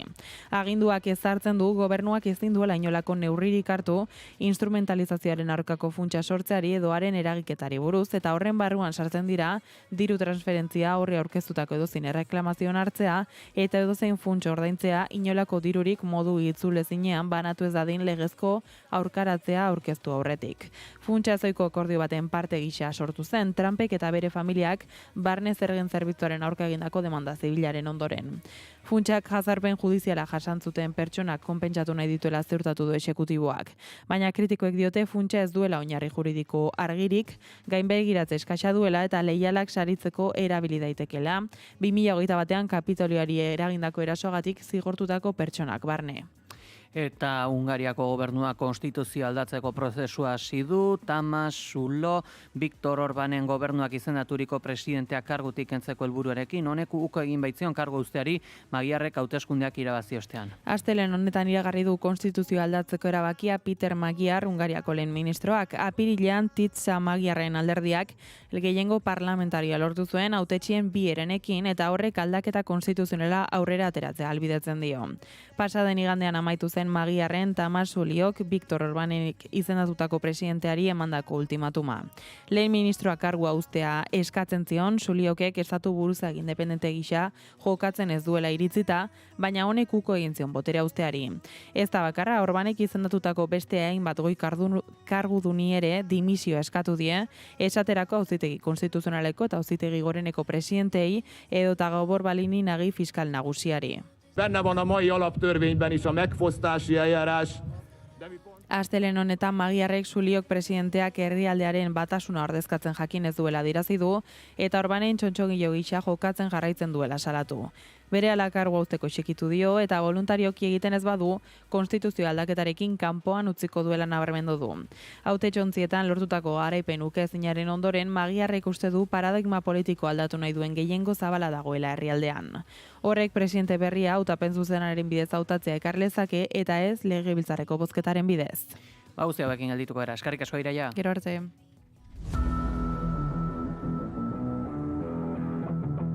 Kirol aria, naiz irratian.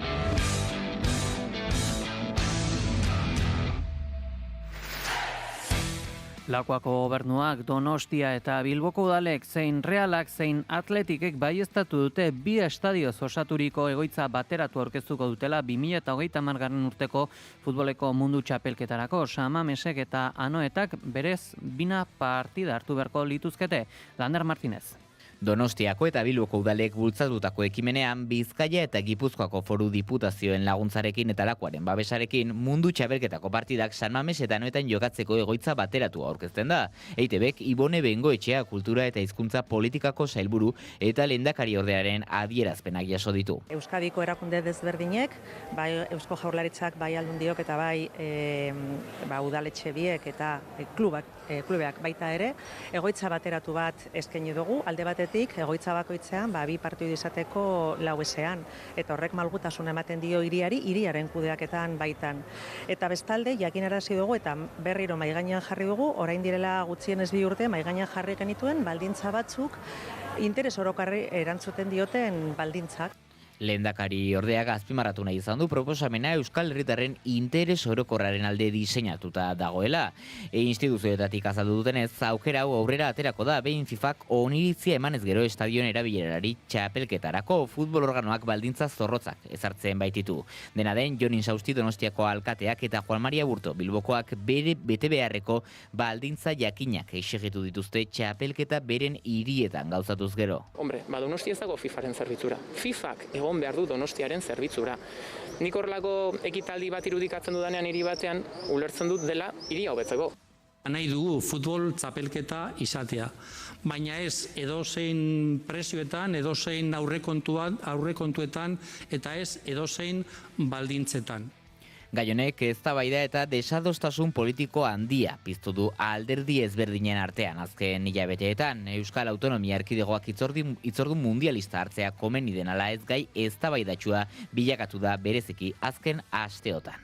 Eta Dario bere egunerokotasunetik irten da txapela ospatzeko, ezkaraitik ibili da buruz buruko txapela soinean zuela eta honelaxe hartu zuten igandean txapelduna. Eta hitz batzuk ere egin zituen protagonistak.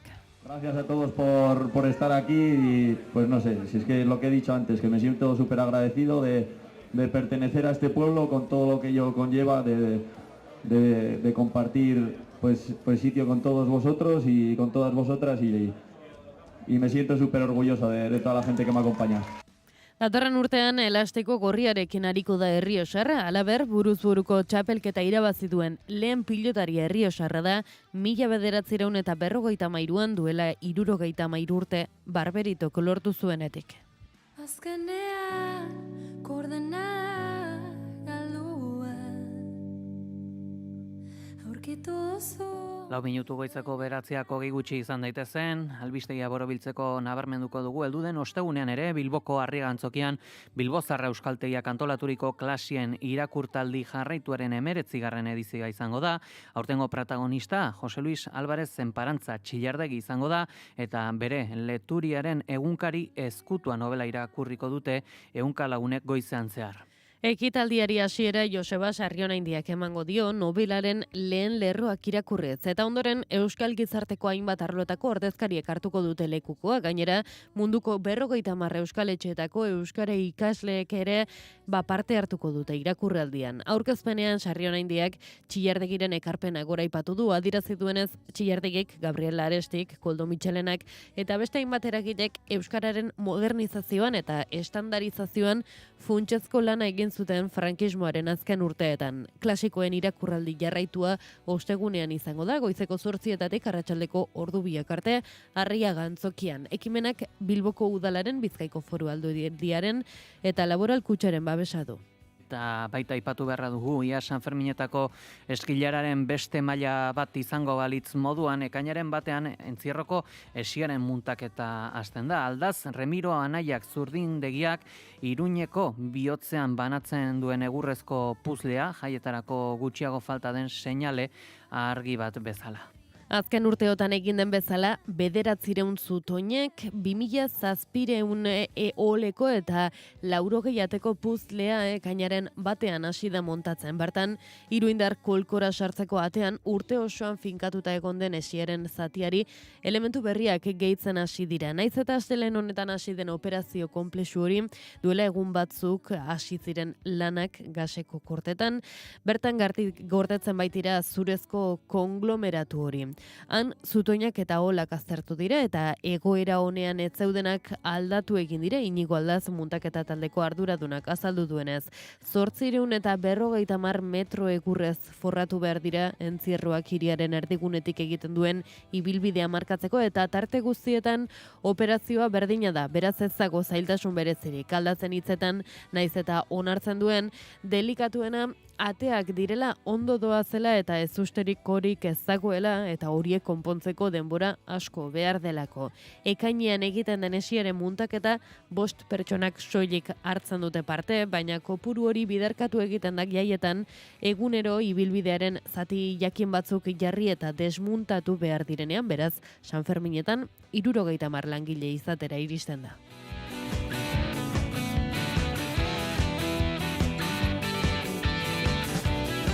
Eta aipatu beharra du ere bixi ez ezagunok jaso dutela 2026 urteko afizionatuen Max saria, zehazki beraien ibilbidea nabarmendu dute, Euskal Herriko talde honen ibilbidea nabarmendu dute, dagoeneko ia 2 hamarkadetara heldu direlarik eta azpimarratu dute ez ezagunok taldea badela integrazio sozialerako, alduntzerako eta zehazki diskapazitate intelektuala duten pertsonentzako espresiorako erreminta. Goizeko 9:00 gutxi. Eguraldia eta trafikoa naiz irratian. Errepidi daukenez alba badugu nabarmentzeko jazuerarik? 2 bilgailuren arteko istripua egon da, ene bat errepidean 445 kilometroan, Bilabonan, Lasarteko norantzan erreipat dago itxita eta horren ondoriozko autopilaketak 4 kilometrora artekoak. Pazientzia izan, bertatik igaro behar izan ez gero, eguraldiari dagokienez esango dugu, Euskal Herria gaurko honetan, lainotxu daukagula, une honetan 13 gradu besterik ez Gasteizen, gainontzeko hiriburuetan temperaturak altuagoak dira, esaterako 17 gradu dauzkagu Donostia, Iruña, ala Donibane Garazin, 18 gradu Bilbo eta Maulen, 19 gradu Baionan. Eguraldiaren xetasun guztiak, Ikerri Barluzeak. Eguraldiak motelalditxo bat jasango du aste arte honetan. Goizaldean sartuko den fronte baten bitartez, goizeko lehen ordutik zerua estalirik egongo da lurralde osoan, Hodei hauek zaparradatxo batzuk utziko dituzte lurraldaren kantauriar isurialdean, baina zaparradak txikiak izango direnez euri gutxi egitea espero da.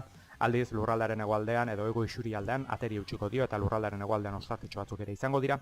Ondoren, arratsaldean zehar, arratsaldeko lehen orduetan ipar partean ere nahiko ateri geratuko da eta ostartetxo batzuk zabalduko dira. Eta aldiz hego isurialdean ostarte politiak nagusituko dira, bereziki lurraldaren hegoaldean.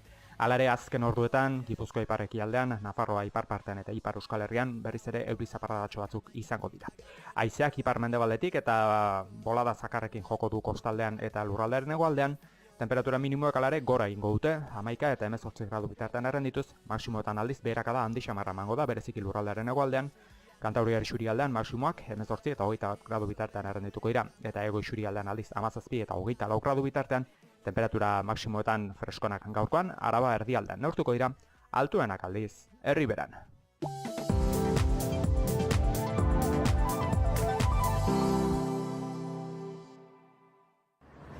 Bizkaibusek maiatzaren 25-etik ekainaren 8 arte hurbilduko zaitu Leioako peto-petoa erakustera. Gure nortasunaren, gure sustraien eta betiko Bizkaiaren ibilbide paregabea. Eta ekainaren 5ean ez galdu Bilbao Orkestra Sinfoniko Akordeoiaren doako kontzertua, Kultur Leioa auditoriumean lekua bete arte.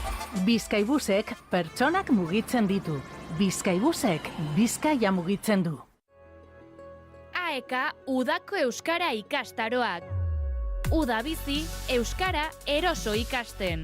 Euskara ikastaro trinkoak euskaltegietan eta azterketa ofizialak prestatzekoak ere bai. Hainbat erritmo eta aukera. 2 asteko barnetegiak eta familia barnetegiak ere bai. Horrez gain, barnetegi ibiltaria bizikletaz. Informazio gehiago AEKaren euskaltegietan eta irubebikoitza.aek.eus webgunean. Datorren ikasturterako aurrematrikula ere zabalik dago. Trenean bazoaz, ondo zoaz, tramian mugituta ondo zoaz, zutopoan beti ondo zoaz, metroarekin ondota denboraz. Euskadi ondo mugitzen da. Aurrera egiten dugu jasangarria, kalitatezkoa eta irisgarria den garraio publiko batekin. Ondo mugitzen zara. Eusko Jaurlaritza, Euskadi berria. Informazioaren aria.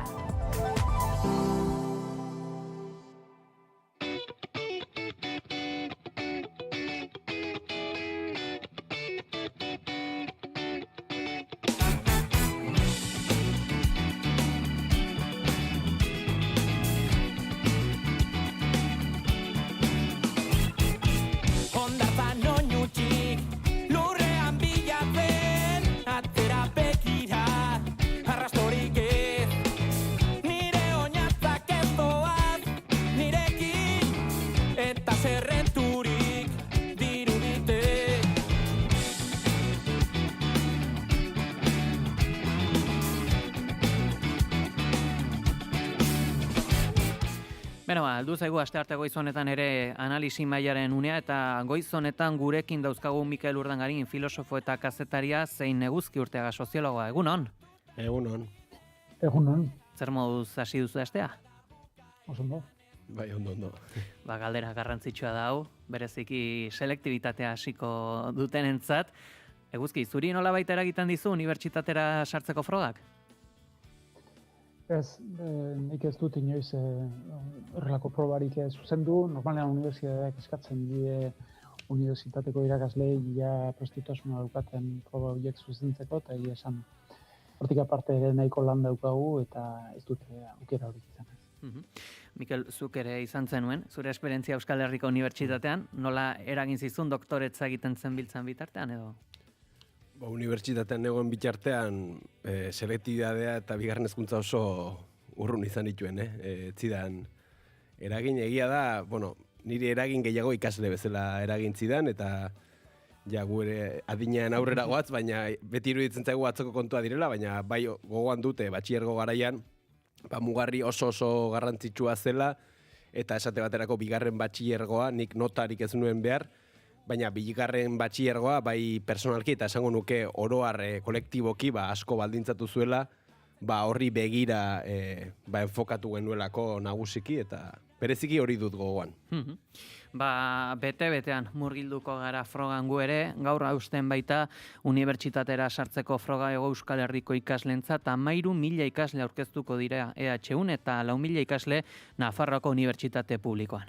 8:00 frogaren aurkezpena izango dute Bilboko Ingenieritza Eskolan, Gasteizko Las Nieves zentroan eta Donostiako Ignacio Mario Barriola egoitzan hasia da. Beraz, goizeko 9:00 laurden gutxiago ditugun honetan ohiko jardunaldiko lehen froga euskara eta literatura 2 ikasgaia izango da. Ondoren helduko dira filosofiaren historia, italiera, biologia, enpresa eta negozio ereduen diseinua, marrazketa teknikoa 2, musika eta dantzaren historia, marrazketa artistikoa 2, kimika, arte eszenikoak 2, ala artearen historia bezalako hautazkoak. Nafarroako ikaslentzat deialdia unibertsitate publikoan izango da.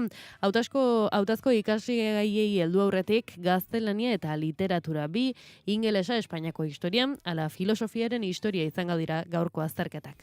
Daturiko zenak hauek, baina jaso nahi dugu ere ikasleen ikuspuntua. Lander Martínez lankidea, Euskal Herriko Unibertsitateko aulario inguruan da, Donostian, egunon? Egunon Pegi eta egunon entzuleok, duela minutu gutxi sartu dira ikasleak bakoitza azterketa duen fakultatera, egia esan duela 20 minutu hau bete-betea zegoen, eta laurden gutxitan zuten lehen deialdia, denak barruan dira da, eta egia esan aukera izan dut, bat ikaslerekin hitz egiteko, esango dugu urduritasuna gaientzen dela gaurko egunean normala, baina hobeto elkarrizketak entzute, horrela ikusiko dugu ere gertutik nola bizi duten gaurko eguna eta datozen egun hauek ikasleek. Zer moduz, urduri? Bueno, nozenka bai, nozenka ez, aldatzen pixkat ezakitela, ez da, ze sentitzen oso ondo. Ez daukat oso asimutua ere ez, gaur dala selektibitatea. Orduan da, fetxa bat ez zela jarri gutela handia ez zela iristea eta ja. Pentsatu behar ezue, aste hau dela eta gero ja, libre, uda libre behingoz dena ondo badoa. Gaur, ezakit, ondo prestatu da dituzun zuk gaurko azterketak bintzat? Bai, gaurkoa bai, euskera bakarrik dakat, orduan, gaurkoa bai, gero ja. Lasaixeago ez, atozen egunetan adibidez eukiko dezuzuk ere karga gehiago. Bai, euskerakin astea jasan lasaigarria da ere. Euskera bakarrik egin ikusten ez nola da pixka eta gero etxera, baina gero karga gehiago. Bai. Orain, datozen biagun hauetan ere ikastea tokatuko da, ez? Atope egongo zarete? Bai, esan digute berez errepasatzeko, baina ikastea ere tokatuko da. Eta horrela, bai. Ez ditut zuri ere galdetu da, baina ulertzen dut ere azken hilabeteak institutuan izango zirela ere, egun oso egongo zirela irakasleak, ez? Selektibitatea, prestatu, ez? Nik ere basa nuen hori, esan nahi dut, eta horrela izaten zelako, ez? Horrela izan dira azken hilabete hauek? Denetarik egon da, edukituko irakasle batzuk zaitu diala pixu hori kentzen eta lasai ezain besterako, baina bai, azkenan selektibitatea, bai, gora bera eta horrela, pixuaken. Oso ondo, animo asko eta eskerrik asko. Zuri. Unibertsitatera sartzeko proba gaurkoan, urduritasuna nabari da, nola zaudezu, urduri zaude? Egia da enabala urduriz azkenen bada eredu bat errepikatu duena kurson zehar askotan, orduan familiarizatuko daukegu, baino egia da pixka kontekstu eta enak muitzeula pixkat. Aian, testu inguru honetan ez dena jendez beteta ez zaudete betiko ez daude institutuan, ez? Azkenean unibertsitatera etorri, desberdina, jende pila bat, ez? Horrek aian eragin dezak ere urduritasun pixka bat? Claro, klasez ez ezagutzen, jende aukezuna ondon, ez die zure irakasleek betiko, orduan horrek bai sortu, eta azkenen ikustezu jendea baita oso estresauta notangatik, presioa handiakin, orduan bai, pixka testu inguruak denak bai tegu urduriotea. Zure lagunari galetu didan bezala galetuko dizutea, ondo prestatu duzu, berak esaten dit, ondo prestatu dugu, zuk ere ondo prestatu dituzu gaurko azterketak? Nik ez dauzket beha bezala, 2 bakarri hauzket, orduan asko zerrixago prestatu ditut, egia, esan detena, kurso esan errepikatzen jungala modeloa, orduan nik ustet ondo, baino, karo, ez dakigu geho momentun nerbiokin daula nola ibiliko geha, baina, ni lasai etorri naiz, printzipio. Garrantzitsua daukitza ere, trukilloren bat edo, kudeatzeko, aurduritasun hori ezakit, zuek trikimailuren bat duzuen hori kudeatzeko? Ez nik ustet, lasai etortzea, ematea, azkenen urduritasunakin gehi blokeatzea eta orduan, lasai hartzea, konstiente izatea garrantzitsua dela, baina baita ere, prepatu den guztio eukitzea burun, indako lan guztio eta horrekin jazta, konfiatzea, zure buruan ganda, jazta. Mila esker eta animo asko ez dago besterik, ziur ondo joango dela. Eskerrik asko. Gaur, unibertsitatera sartzeko proba Euskal Herritar gazte askorentzat, hementxe daukat nire alboan neska bat, gaur proba egin behar duena. Zer modu, urduri zaude?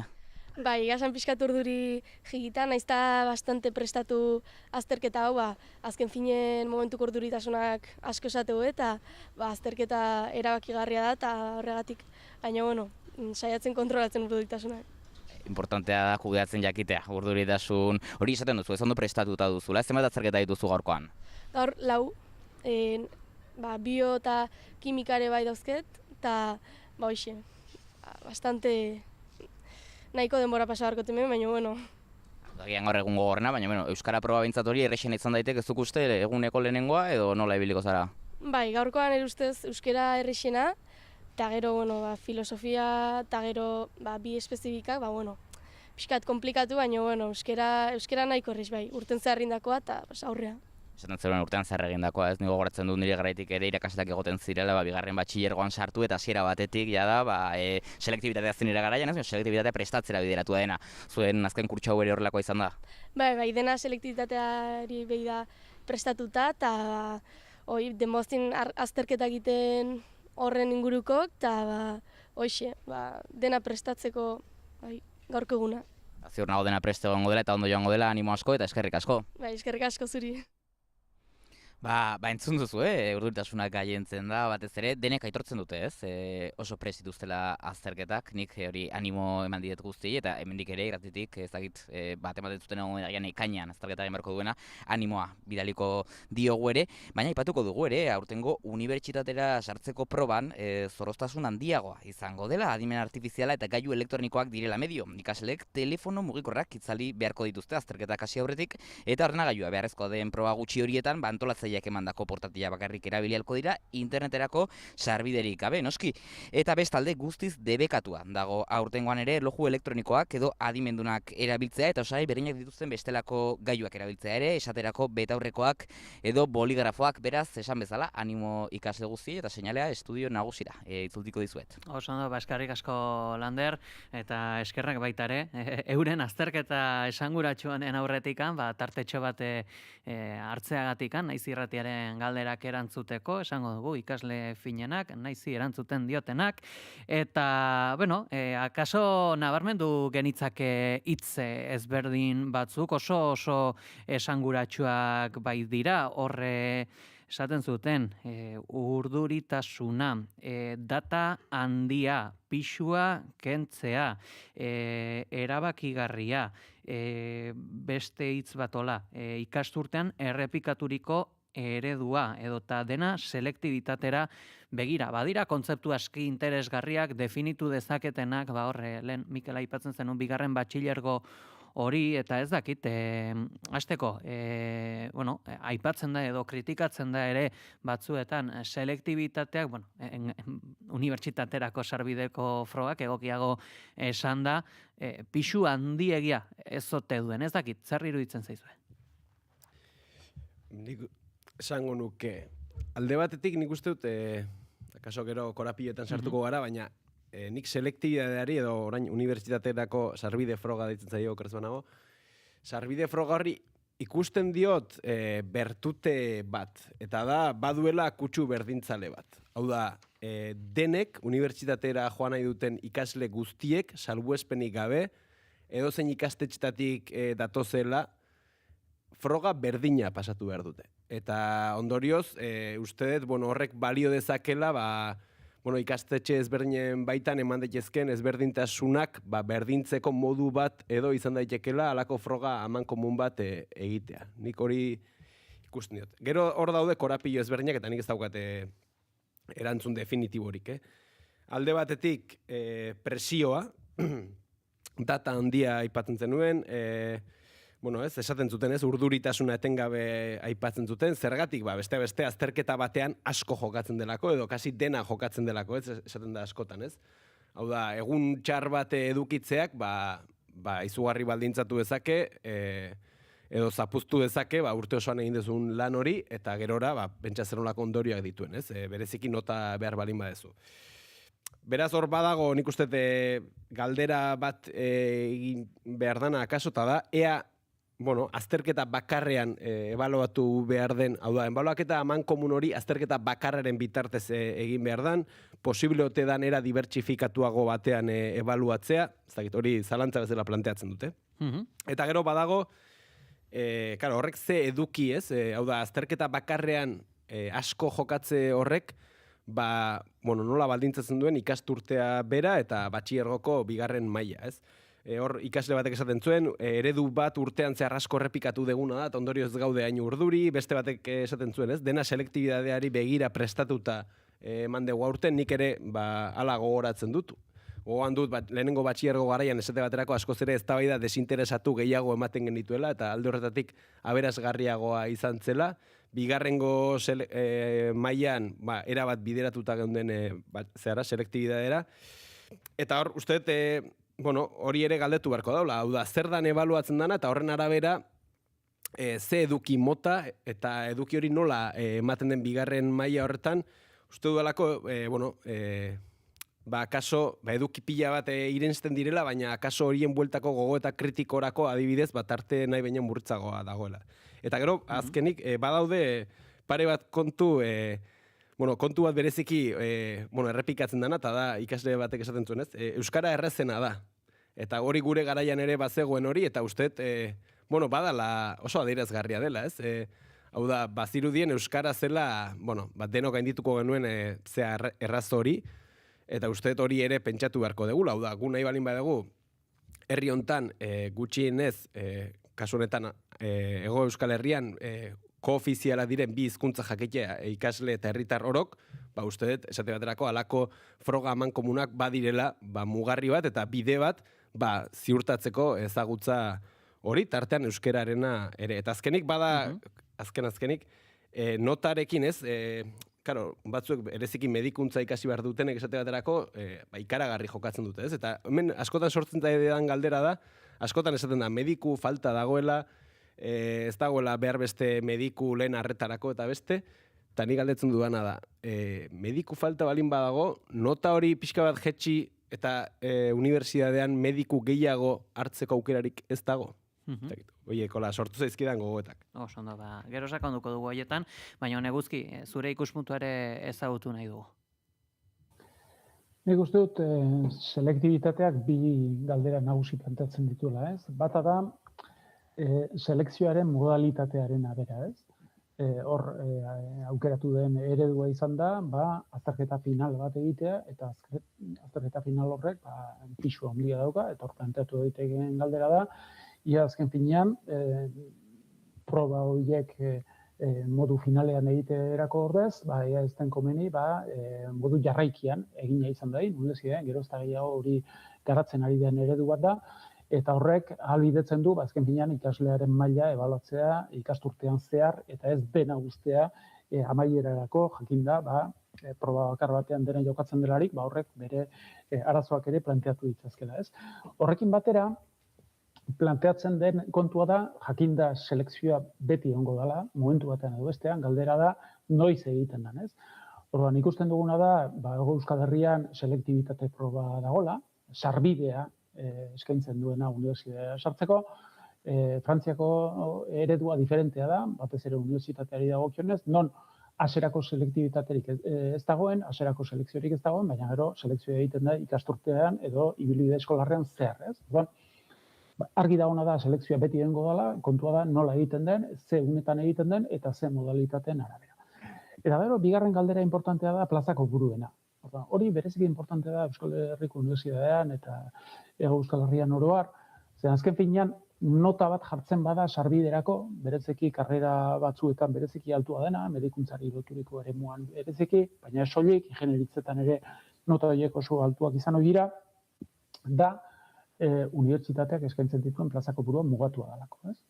Eta horrek eragiten du, kompetentzia handia dagoela, nota altua lortu behar dela azken finean sarbidea eduki ahal izateko, eta horren atzean dagoen eztabaida diferentea. Eta da, baliabide ekonomiko eta humanoena.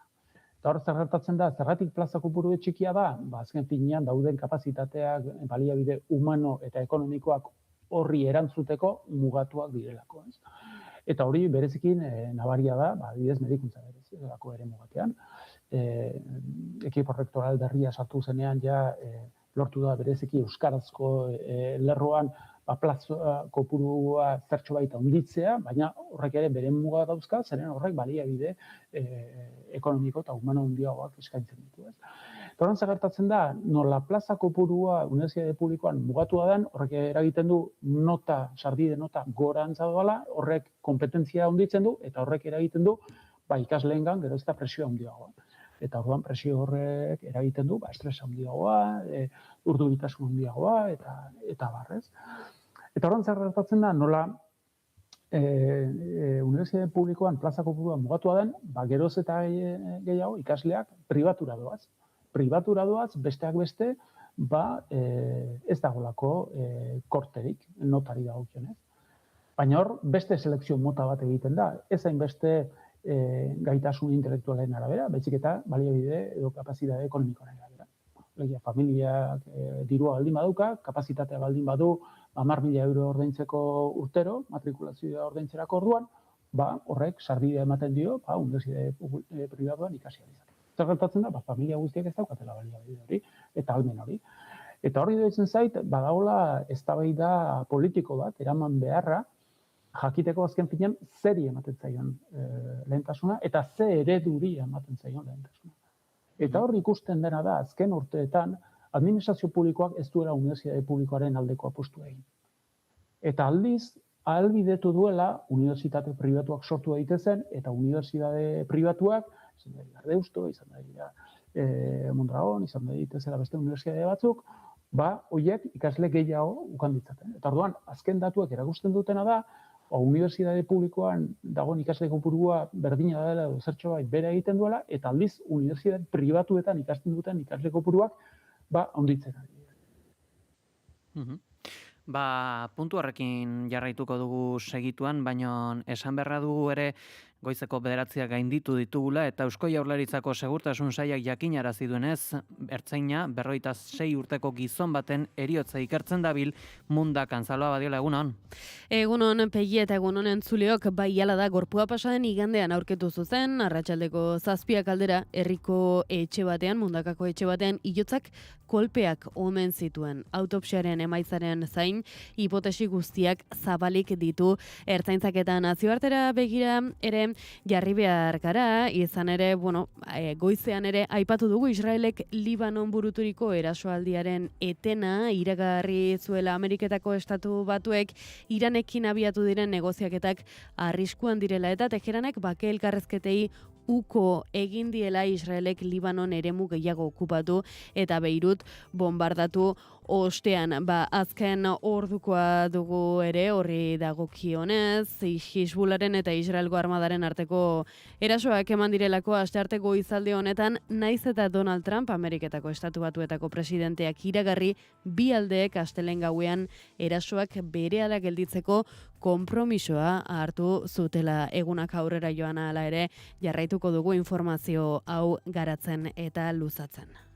Hain zuzen, horri dagokionez ere Axios Hedabideak ere jakinarazi du goiz honetan segulako bronka izan omen zutela Donald Trumpek eta Benjamin Netanyahuk telefono bidez hitzez hitz esan da ez dakit itzulpen egokiena den, baina esan zion Trumpek Netanyahuri, ze kristo egiten zabiltza guztiz txoratua zaude, presondegian egongo zinaken nigatik izango ez balitz, ipurdia salbatu dizut, mundu guztiak Israel gorroto du honegatik, dirudienez adierazpen aski latzak izan zituzela atzokoan telefono bidez bi goi mandatariek. Baina gaurkoan bestelako kontuak ere jasoko dira, egunaren ondik norakoak aipatzeko gurekin da ere Itxaso Leon, egunon?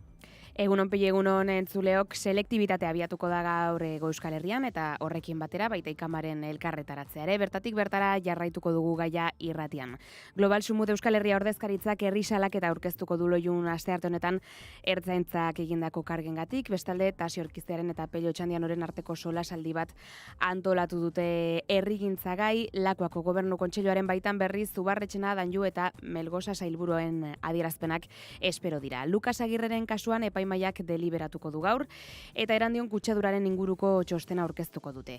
Ekonomia gaietan ere hainbat aurre ikuspen, Tubos Reunidosen langile batzordearen bilera izango da Murrion egoera baloratzeko, eguerdian akziodunen batzarra izango du Kafek eta horren aurretik protesta espero da. Talgok ere lehen batzarra izango du Jose Antonio Jainaga Sidenorreko buruak enpresaren kontrola bereganatu eta egoitza soziala berriro Arabara leku aldatu zuenetik. Maiatzeko langabezia datuak ere ezagutuko ditugu, gainera Nafarroako biogas makroplanten aurkako plataformen koordinadorak eta Sustraie Erakuntza Fundazioak Nafarroako biogas ereduari buruzko proposamenak erakutsiko dituzte. Eta era berean Nafarroako Industria eta Trantsizio Ekologiko eta Digital Enpresarial Kontseilariak itiumen implantazio prozesuaren berri emango du. Bestalde Bilbon Zedarriak foroaren 8. txostena aurkeztuko dute Melia hotelean, eta kulturan gaur Aurora Madaularen Patriotas y Bastardos liburuaren aurkezpena izango da hain zuzen Bilboko liburu azokako karpan. Baita Getxo Jazen aurkezpena ere Musikebarri aretoan. Guzti horiek eta gehiago etorriko dira astearte honetan. Oso ondo, guarditik aurrera, xetasun gehiago, eskerrik asko Itxaso. Gero arte. Eguraldia eta trafikoa naiz irratian. Errepide dagokienez bada nabarmentzako jazoerarik. 2 ibilgailuren arteko istripua izan da gaur goizean N1 errepidean 445 kilometroan Bilebonan lasarteko norantzan errei bat dago itxita eta momentu honetan 4 kilometrotako autopilaketak daude. Segurialdiaren xetasunen berri izan aurretik esango dugu Euskal Herria biziki lainotua dakagula gaurko honetan, 13 gradu Gasteizen, 17 gradu Donibane Garazi eta Iruñan, 18 gradu Donostia, Bilbo, Maule eta Baionan. Xetasun guztiak Ikerri Barluzeak. Eguraldiak motelalditxo bat jasango du astearte honetan. Goizaldean sartuko den fronte baten bitartez, goizeko lehen ordutik zerua estalirik egongo da lurralde osoan. Hodei hauek zaparradatxo batzuk utziko dituzte lurraldaren kantauriar isurialdean, baina zaparradak txikiak izango direnez, euri gutxi egite espero da. Aldiz lurraldaren hegoaldean edo hego isurialdean ateri utziko dio eta lurraldaren hegoaldean ostartetxo batzuk ere izango dira. Ondoren, arratsaldean zehar, arratsaldeko lehen orduetan ipar partean ere nahiko ateri geratuko da eta ostartetxo batzuk zabalduko dira, eta aldiz ego isurialdean ostarte politiak nagusituko dira, bereziki lurraldearen hegoaldean. Hala ere azken orduetan, Gipuzkoa ipar ekialdean, Nafarroa ipar partean eta ipar Euskal Herrian berriz ere euri zaparradatxo batzuk izango dira. Haizeak ipar mendebaldetik eta bolada zakarrekin joko du kostaldean eta lurraldearen hegoaldean, temperatura minimoek alare gora ingo dute, 11 eta 18 gradu bitartean errendituz, maksimoetan aldiz beherakada handi xamarra emango da, bereziki lurraldearen hegoaldean. Kantauriar isurialdean maksimoak 18 eta 20 gradu bitartean errendituko dira, eta ego isurialdean aldiz 17 eta 24 gradu bitartean, temperatura maksimoetan freskonak gaurkoan, Araba erdialdean neurtuko dira, altuenak aldiz Erriberan. Informazioaren aria.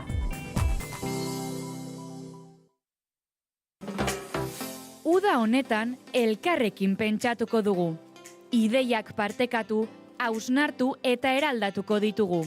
UIKA Euskal Herriko Unibertsitateko uda ikastaroak ikasteko, eztabaidatzeko eta mundua beste ikuspegi batetik begiratzeko topagune dira. Sartu uika.eusen eta bizi uda ikastaroak. 3 egun, 3 leku, hilabete jakingura erdigunean jartzeko. Jakingura jaialdia.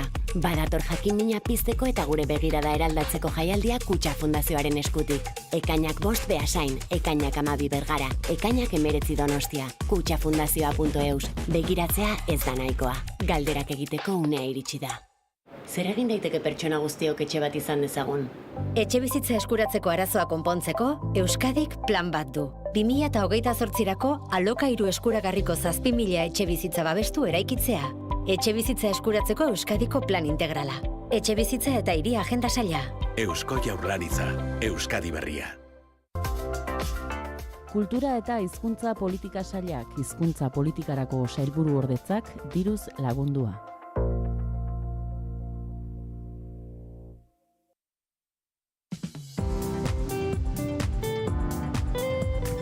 Informazioaren aria.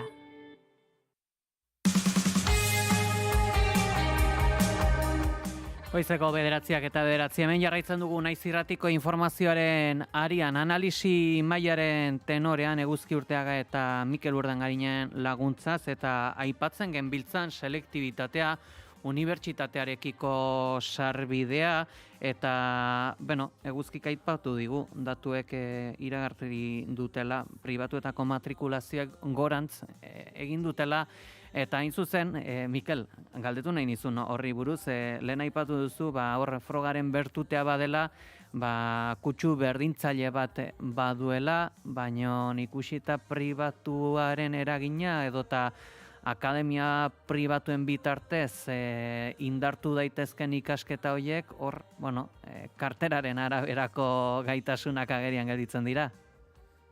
Karo, hor dago, ez, lehia, beste gizarteko hainbat esparrutan ere ematen dena, ez? Hau da, ze irizpideren baitan, antolatuko dugu jendartea, ez? Eta horregatik esaten nuen kutsu berdintzale bat baduela, ez? Zu edozein ikastetxetatik etorrita, eliteko ikastetxe batetik etorrita ere, demagun, zuk unibertsitate publikoan sartu nahi barin badezu, irizpide edo froga aman komun hori pasatu behar dezu, eta horko, hor norberak lortzen duen notaren, ez soilik horren arabera, ze kontuari izan behar dugu, okeraz banago erdia edo dela hori, Baina, neurri handi batean, horren arabera lortuko duzu sartzea edo ez. Guzkik aipatzen zuen bezala, aldiz, ikastetxe pribatutara, unibertsitate pribatutara joz gero, irizpideak bestelakoak dira, eta da, ea zuk edo kasunetan zure familiak edo zure tutoretza duten horiek, ea baduten nahikoa gaitasun ekonomiko, sarbide hori ordaintzeko edo ez. Hor nik uste, badagoela, hor dagoela lehia oso potente bat, eta hor kuriosoa ez, askotan esaten da, publikoa lotzen da nolabait meritokraziaren kontrako zerbait izango bailitza, baina kasunetan sistemarik meritokratikoena esan dezagun publikoa da ez. Eta gero hor badago beste elementu bat guzkik aipatzen zuena, eta guztiz bat nator, eta lehen aipatzen nuen azken gogoeta horrekin ere bat torren, eta da plaza kopurua. Hau da, plaza kopurua murritza balin bada, presioa orduan eta handiagoa izango da, nota orduan eta altuagoa izango da, eta horrek batxillergoko azken urte hori, eta aurrekoak ere, askoz ere estuagoak egingo ditu, ez? Eta hor, nik uste interesgarria dela galdetzea plaza kopuru horiek zeren arabera neurtzen diren. Medikuntzaren adibidea jartzen genuen lehen. Gaur egun behar dugun mediko kopuruaren eta gaur edo bihar epe ertain luzera beharko dugu mediku kopuruaren arabera neurtzen balin badegu, uste dut bistakoa dela, askoz ere plaza gehiago behar direla, ez? Baina arazoa da, eta ondorioz nota txikixeagoa izango litzatekela, eta ondorioz medikuntzarako sarbidea nahiko luketen ikasleek, uste dut baldintza erosoagoak eta atseginagoak izango lituzketela horren prestaketan, ez? Kontua da, eguzkik aipatzen zuen bezala, baliabide humano eta ekonomiko, behar baino baliabide humano eta ekonomiko gutxiago bideratu direla horretara, uste dut planifikazio kaskararekin kasu askotan, eta ondorioz, plaza kopuru hori ez du definitzen herri gisa ditugun beharrek, baizik eta gaur egun administrazio publikoak dituen mugek, ez? Eta uste dut horre ere, horri ere beste buelta bat beharko zaiola. Gero, selektibitateko frogek ere askotan eskatzen dutena da sakontzea elementu batean, horren adibide dira eskatzen diren iritzi artikuluak, edo filosofian sakontzea ariketa praktikoen bitartez, halako froga batek badu, gaitasuna pentsamendu kritikoa neurtzeko, edo hori bera ere neurtzea, bada gaitasunerako behar den kontu bat, gaitasun kritiko bat neurtzea, ez dakit nola egin daiteken hori, eguzki? Bai, hausnarketa gaitasuna eta espiritu kritikoa izatea irizpideetariko bat da, ez? Batez ere giza eta giza zientzietan zer gertatzen da, horrelako probek konformismo batera daramate, zen azken finean ikasleek ez dute arriskurik hartu nahi, bermatu nahi dute nota nahikoa bereiek aukeratutako karrera egin ahal izateko, eta iduritzen zait, pentsakera gehiago uniformizatzen duela, ez eta pentsakera propioa garatu eta ikuspegi kritikoa garatu, ez? Ni nahiko kritikoa naiz horrelako makro azterketekin, ez? Hori bera gertatzen da adibidez, opeak egiten direlarik Osakidetzan, ez? Hor ikusten dira milaka pertsona aurkezten dira, gela haundi batzuetan, eta hor gehiago proba memoristikoak izaten dira, ez eta hausnarketa kritikoa bultzatzen duten horiek, ez? Iruditzen zait, gehiago beharko litzatekeela landu, eta adibidez, niri oso deigarri egin zitzaidan EHUra iritsi nintzelarik duela 20 urte, bereziki gizarte zientzietan Frantzian dago disertazioaren kultura eta eredua, ez? Hori ja batxilergotik, filosofia proban horri garrantzia ematen zaio, eta hor importantea ez da bakarrik ezagutzak izatea, baizik eta horrez gain ere, pentsakera artikulatu bat, argumentatu bat, hausnarketa gaitasuna erakustea, modu argumentatua narrazoitzeko ahalmena erakustea, eta hori ja institutotik landu egiten da Frantzian, ez? Eta iritsi nintzelarik EHUra ikusi nuen, ohitura zegoela bereziki proba memoristikoak egiteko, alegia 5 galdera konkretu egiten ziren, eta horren inguruan garatu behar zen, eta klasean eman zena bota, ez?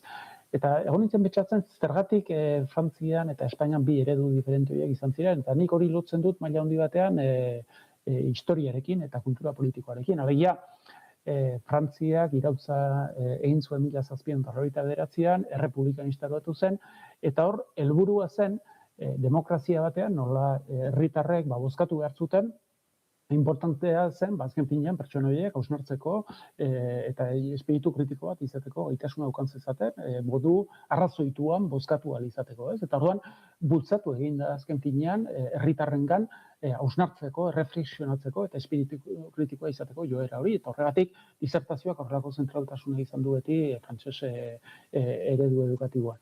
Eta aldiz, Espainiak kultura demokratiko asko zera ulago izan du, diktadurak izan ditu, Primo de Riveren lehenengo, Francorena ondoren, eta diktadurek izugarrizko beldurra diote hausnarketa gaitasunari eta espiritu kritikoari, eta alderantziz nahi dutena da, ikasleek jaso dezaten eta berriz ere bota dezaten jaso duten hori inungo hausnarketa eta reflexiori gabe, ez? Eta horrek esplikatzen du zergatik horrelako zentraltasuna izan duen historikoki Espainiar ereduan, bai institutuan eta bai unibertsitatean proba memoristikoak, ez? Orduan iruditzen zait, etorkizunari begira importantea litzatekeela, eta nik adibidez nire azterketa guztietan hori egiten du, da disertazio eskatzen diete egitea ikaslei, eta horrek suposatzen du ezagutza akumulatzeaz gain, hausnartzeko gaitasuna eta arrazoitzeko gaitasuna ere erakutsi dutela.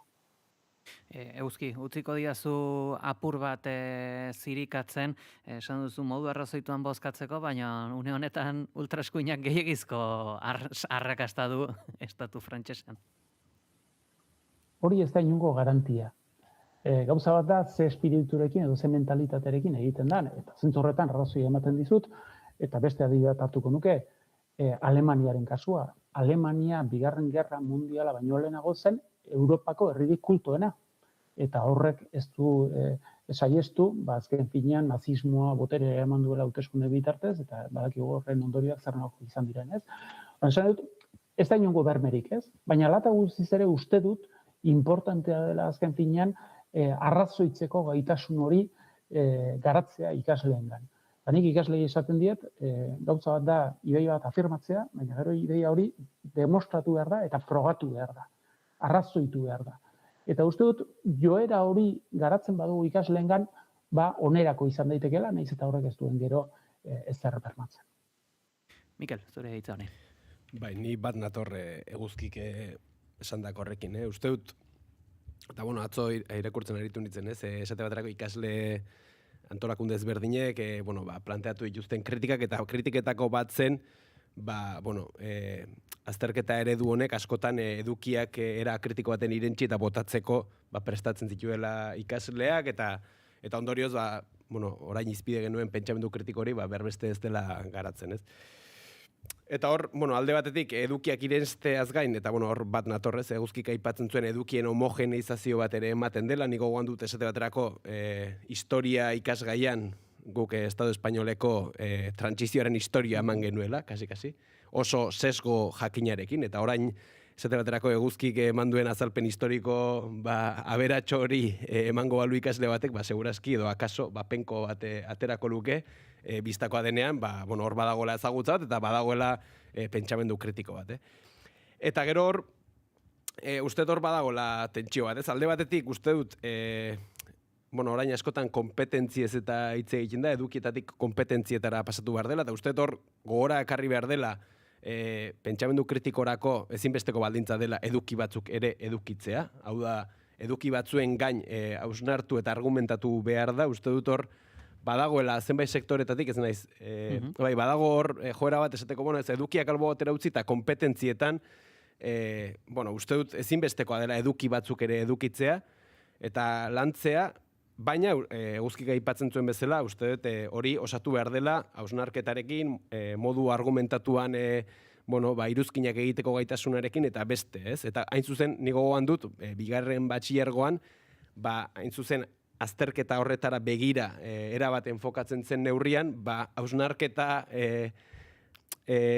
gogoeta desinteresatu horiek faltan bota genituela eta erabat bideratuta zeudela eduki horiek irenstera. Eta hor gainaz, adimen artifiziala ere lehen aipatu da, eta uste honek are ezinbestekoago egiten duela hausnarketaren premia hori, ez? Uste dute, adibidez, orain, muga jarri dira, selektibidadean inork erabili ez dezan, jakina, eta ezinbestekoa da hori, baina nola landu, eta horrek sekulako erronka dakar, eta nik hemen ez daukat erantzunik, baina adimen artifizialaren aroan, unibertsitatean, ikastetxeetan, nola landu pentsamendu kritiko hori, ez? Eta uste dut, soili balin bada, eduki batzuk era kritiko baten irentzi eta botatzea, hori adimen artifizialak erraz ordezkatu dezakela, eta gu baina hobetoago egingo duela, ez? Aldiz, horren gaineko hausnarketa kritiko bat egingo balin bada, horrek eskatuko du perspektiba jakin bat, horrek eskatuko du irizpide jakin bat eta ez beste bat, perspektiba eta marko jakin batetik abiatzea eta ez beste batetik, hau da, eskatuko du, hain zuzen ere, modu argumentatu eta kritiko batean hausnartzea. Eta uste hori lantzea, are premiazkoagoa dela, hori adimen artifizialak ezingo duelako egin gure ordez. Goizeko 9:22 heldu dira, eta txiki bat egingo dugu.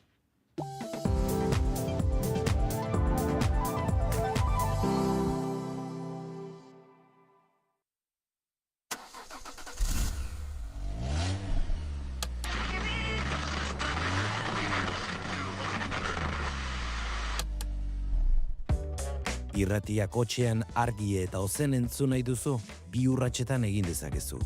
Lotu mugikorra Bluetooth bidez autora. Joan, irratia.naiz.eu helbidera eta klikatu zuzenean entzun botoian. Egunon, goizeko 8 dira, ongi etorri Naiz Irratira. Lekornuren dimisioak estatu krisia... Naiz Irratia, 2 urratsetan, edonon eta kalitate ezin hobean.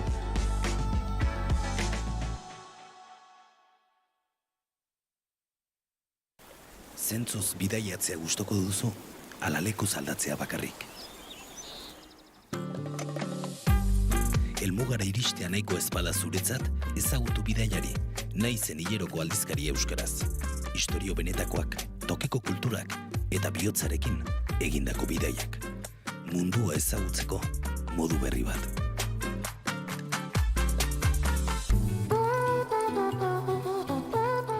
Eta astelenero 7 bidaiari saioa Naiz Irratian.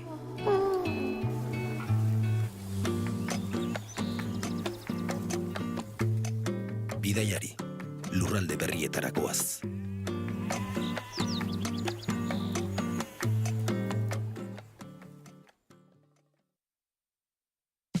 Informazioaren aria Naiz Irratian.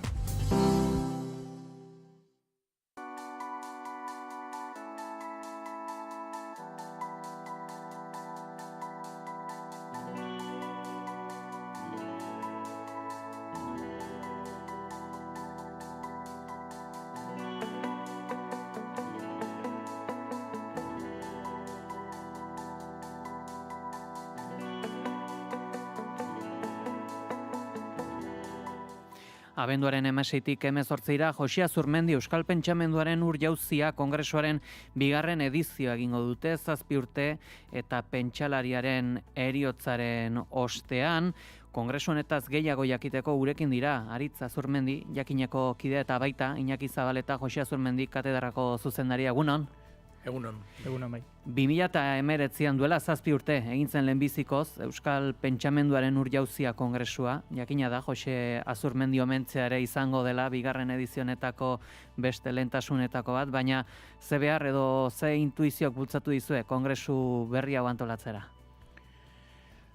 Bueno, alde batetik omenaldi txiki bat ere izan daiteke, hori ere egia da, baina nik uste helburua dela berarekin pentsatzen jarraitzea. Eta berak egindako hor dago, baino ez da relikia bat, eta pentsatzeko aukera asko ematen ditu berriro, gaurko egoerari begira ere. Eta nik uste horrela begiratu beharko genukela. Alde batetik bai, omenaldia, ze egia da horren dela urte bete hiltzala Jose, eta horrek ere merezi du gogoan ekartzea.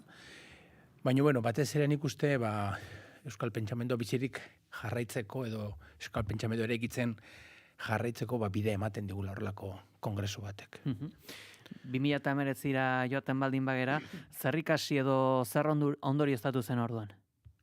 Bueno, hor guk bagenuen alako lan hipotesi moduko bat, Jose Azurmendiren lanak irakurtzen genituen artean, bildu zitekela komunitate bat, hainbat interes eta kezketatik abiatuta, baina Iñakik esan duen bezala, Euskal Pentsamendua lantzeko gogoz, lantzeko beharrei buruz hitz egiteko, eta lehenengo kongresu hark nik uste dut funtzio hori bete zuela nola baitez. Katedra ere orduan hasi berria edo hastear zegoen, katedrak irudikatu nahi zuen proiektu eta komunitate hori bildu nahi izan zuela kongresuak eta lortu zuela. Hain zuzen, zentzu horretan ere, aipatu duzu, biek Euskal Pentsamenduaren terminoa, ez dakit, nola definituko zenukete hau, ze alorretara heltzen da, nolakoa da honen dimentsioa?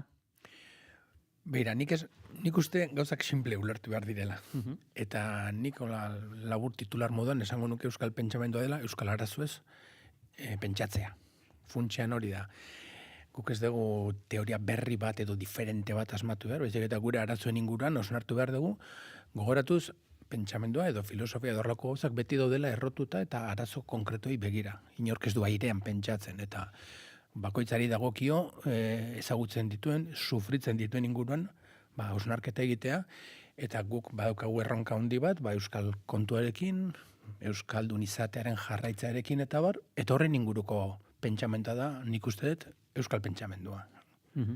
Horre, hain zuzen, testu inguru horretan ere akaso aipatu genitzake kongresuen bertan landu nahi diren aztergaiak eta dagoneko aztergaiak proposatzeko, komunikazioak bidaltzeko aukera zabalik dagoela, aipatuko ditu aztergaiak, 11 dira guztira, kultura, nazio eta estatua, giza berea, gogo eta etikoak, pentsamendu soziala, kooperatibismoa, hizkuntza eta pentsamendua, zientzia eta medikuntza, adimen artifiziala, literatura eta arteak, inguru giroa eta feminismoa, ez dakit, alor anitzak dira, eta agian ere, esan liteke, ondorioztatu liteke akaso Jose Azurmendik egin zuela bere ekarpena esparru guzti hauetan, horra, aletxoak uzten joan zen? Bai, guk lan hildo horiek hasieran proposamen bezala jarri genituen, jendea ere zirikatzeko esploratzera, Jose Azurmendirekin zenbat gai desberdinen inguruan pentsatu ote liteken. Egia da batzuk agian Azurmendirekin lotuagoak egon direla, kultura, nazioa, estatuari buruzko gogoeta adibidez oso zentrala izan da Joseren inguruan, edo gogoeta etikoa, gizaberearen kezka bera, adimen artifizialarena, zientzia eta medikuntza, hoiek agian ez dira lehen kolpean Jose Azurmendirekin lotuko, baina egia da ikusten dugula alde batetik mamia bai Azurmendiren obran, baina batez ere lehen esan dugun hildo horretan Euskal Pentsamendutik auzi hoiek ere pentsatzeko beharra. Azurmendik agian jarri dezake ikuspegi bat edo nolabait norabide bat ikuspegi errotu hori gai horietara ere eramateko. Adimen artifizialarena adibide garbiaz, etxe honetan bertan Mikel Urdangarinek landu zuen duela gutxi Jose Azurmenditik abiatuz gaia, baina horrelako gurutzaketak bilatu egin behar direla uste dugu, eta Azurmendik ematen duela norabide hori edo bilaketarako akululan hori. Ez dakit, oraindik akaso garaiz gabiltzan edo, baina pentsatuak daude, kongresuko hizlariak zeintzuk izango diren, olako programa izango den? Bueno, oraindik dena irekita dago, ze gainera ez dugu hasieratik edo hizlari talde bat bildu, gure asmoa da mai inguruka bezala funtzionatzea, eta orain epe irekita dago, nahi duenak bere proposamena egiteko, uztailaren 15 arte daukagu epea jarrita, gai hauen inguruan, eta Aritzek esan duen bezala, abia puntu mailako gaiak dira, gero moldaketak ere egongo dira seguruenik, jasotzen ditugunen proposamenen inguruan. Bueno, nik uste badela ere modu bat, irekitzeko asuntoa, irekitzeko gaia, eta Azurmendi ez da inoren monopolioa, eta, beti da interesgarria horrela figurak ekartze hitzaldi batzuk ematera, baina, oraingoz behintzat maila horretan gaude, modu ireki batean, bakoitzak aurkeztu nahi duena, eta gero antolatzen joango gara. Izango dira alde batetik edo komunikazio banakakoak, nola bete esan da, eta gero baita ere simposium moduan, 3-4 pertsona bilduta, gai baten inguruan, hitz egiteko. Ezagit zerbait aurreratu dezakezuen edo sentitzen duzu gutxienez behintzat ea baote dagoen euskal pentsalarien artean pilpilan egon daitezkeen aipagaiak edo arazoak lehen aipatzen zenuten bezala?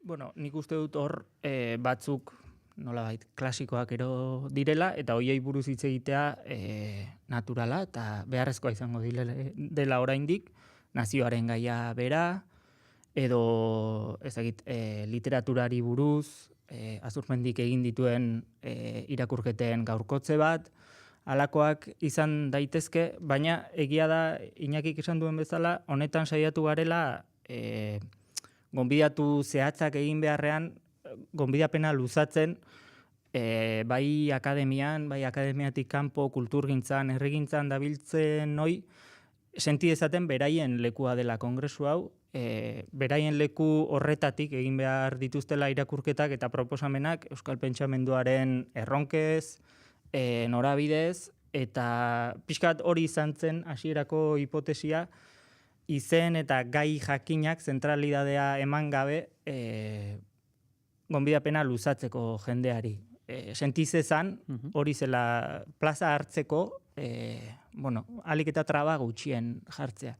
Eta nik uste dut, badakigu, beti kurtsoa bukatu arte eta azken epemuga iritsi arte jendea ez dela aktibatzen, iritsi dira dagoeneko proposamen batzuk, baina pentsatzen dut azken hilabete honetan gorakada etorriko dela, eta hemendik deialdia hor zalantzan zauden horri, uste duzulako ez duzula Joxe Azurmendi nahikoa ezagutzen, edo ez dela zure lekua halako kongresu bat, halako zalantzatan baldin bazabiltz, bai, bada zure lekua, eta ez ezagutzea da irakurtzen hasteko aitzakia, ez atzera egitekoa. Eta Joxe Azurmendiri dagokionez, badago, gaur egun ere oraindik aipagairen bat jorratu izan zuena berak eztabaida pizteko gai dena? Begira, nik esango nuke, edo hasiko nitzateke gogoratuz berak, behin baino gehiagotan esaten zuen zerbait, edo bintzen niri gustatzen zait nola esaten zuen, ez daukatze zer berririk esateko. Ez daukatze zer berririk esateko eta ez da ñoñokeria bat. Da azken finean, ez degula ere berrikuntzetan edo gure burua galdu behar, garbi eduki behar dugu zein den oinarrian dagoen arazoa, eta jakina, garai bakoitzean, aldi bakoitzean, testu inguruak aldatzen dira, horrekin daude lotuta ere horrelako arlo ezberdinak, gai edo ezberdinak, baina funtsean, nola bete esan da, gravitate zentroa berdina da. Eta Euskaldun bezala nola bizirik jarraitu, modu duin batean, eta horrek edukiko du isla, adibidez, adibin artifizialean, edo medikuntzan, edo literaturan, edo feminismoan, hemen agertzen diren gai horiekin, ez? Horren, sentidu batean, Joxe Azurmendi beti da aktuala. Zer nola bete jartzen du bere indarra, oinarrizko puntu batean. Eta horren, landuko dira gai berriak bai, baina beti erdira itzuliz. Eta horre, erdira itzultze horretan ere, hor noski, hitzartuko dutenak jakina, ezagutza teknikoagoak izango dituztenak izango dira, baina gero gizarteari zabaltzera begira, bide hori, nolakoak dira hurrengo pauso horiek? Bueno, hor aurreko kongresuan ere egin genuen eta aurten ere lanean ageri gara hori bermatzeko alde batetik bertako hitzaldiak grabatzea, gero bisitagarri on daitezen, sarean, azkeneko kongresuarekin ere gertatu zelako, momentuan izan zela asistentzia desentea, baina gero bideoan ikustaldiak ikusita eta tantaka bideoak errepasatzen dira, orain baliteke gairen bat moda nago jartzea eta orduan haren bila ere bideoietara joatea, horrekin batera atera ziren kongresuko komunikazioak liburu batean, Jakin eta Jose Azurmendikaterran artean urjauzia bilduma daukagu, eta hor atera zen, bada nolabait gizarteratzeko kongresuan ematen diren gogoetak eta han pizten diren eztabaidak. Atentzioa deitu dit, esan duzula, tantaka urjauzi, hori ere badelako Jose Azurmendik aipatu izan duelako ideiek, urjauzi efektu badutela, pertsona batetik bestera, generazionalki ere, baina gaur egun, zein litzateke Euskal Pentsamenduak gizarteari egin diezaioken ekarpenik premiazkoena edo? Naiz eta esan duzun, ez dagoela ezer berririk esateko. Bere hitzak aipatu ezun horren aritik, tamen idatzita daukatelako esaten dut, sinisten dut urjauziaren sisteman, esaten zen berak. Eta horrek nik uste batetik adierazten duela bakarka ezin duela funtzionatu, eta bakoitzak bere gauzatxoa jarrita ere asko egiten duela. Eta igual errepikakorra da, baina nik uste oso importantea dela abia puntu eta norabidea ez galtzea. Eta, gainera esango nuke, arrisku puntu batean ere bagaudela gizarte honetan, eta da, kontsumismoaren arriskua baita ere ideien mailan. Ideiak etortzen dira, teoriak etortzen dira, autoreak etortzen dira, Azurmendire izan daiteke moda bat, ez? Baina, hartzen dugu, eta jazta, erabili eta bota. Eta hori da pixka bat saiestu beharko genukeena. Eta orduan, lotzen dut berriro esaldi horrekin, ez daukatzen zer berririk esateko, ez da esaldi inozo bat, baizik eta da, gogoratzea eta zentratzea garrantzitsua den horretan, ez? Gaur egungo garapen teknologikoarekin eta sare sozialekin eta sartzen gara itxaso ozeano izugarri batean eta galdu bezala egiten gara. Eta horren denbora ere galtzeko arriskoa daukagu. Eta nik uste balorea neurri handi batean gauza txiki horretan dagoela. Iparra ez galdu. Hemen dauzkagu gurekin ere, Eguzki Urteaga soziologoa eta Mikel Urdangarin filosofoa. Ez dakit, egin nahi duzue galderarik edo gure gonbidatuentzat? Eguzki? Bai, nik lehenik txalotu nuke ekimen hau, iruditzen zaidalako Joseren figura, bere pentsamentua funtsezkoa izan dela eta izango dela ere etorkizunean. Euskal pentsamentua osatzerako orduan, nik bera ezagutzeko aukera izan nuen, berak eta Juan Mari Torreolaik Jakin taldean sarrarazi duten 2014ean, eta beti atxikimendu handia izan dio pertsonari eta bere pentsamentuari. Uste dut, eta lehen komentatua izan da, Joseak izugarrizko ekarpen egin zion Euskal Pentsamentuari, baina berak ere, bere garaian idatzin zuen, bere aurrean zeukan gizartea bere aztertu zuen, eta iruditzen zait, etorkizunari begira ere jartzea, da ikustea, bere pentsamentutik abiatuta, eta baita beste ekarpen batzuk uztartuta, nola aurre egin diezaiok egun, aurrean daukagun gizarteari eta etorkizunean planteatuko diren erronka nagusiei. Eta gero iruditzen zait, beti ere irmoki helduta gure printzipioei eta ideiei, importantea da ere gainontzeko teoria eta planteamentuekin eta dialogatzea. Zeren azken pinean kokatzen gera testuinguru batean, eta hori diot zeren daukadan beldurra da, eta nik ikusten dudana da bi unibertso daudela, ez? Badago euskal mundua, euskal pentsamentua, euskeraz idatzitakoa, eta hor badago komunitate bat sortu dena horren inguruan, eta gero badago beste mundu bat oso diferentea eta ez duena benetan dialogatzen euskal pentsamentuarekin, ez? Eta badirudi bi unibertso kognitibo separatu sortzen direla, eta iruditzen zait hori erronka bat dela euskal pentsamentuarentzat ere, eta importantea dela euskal pentsamentua dialogaraztea gainontzeko pentsamentuekin, beti ere norberaren printzipio eta ideiei eutsiz. Ezakit, zerbait aipatzeu nahi duzu edo honen bueltan?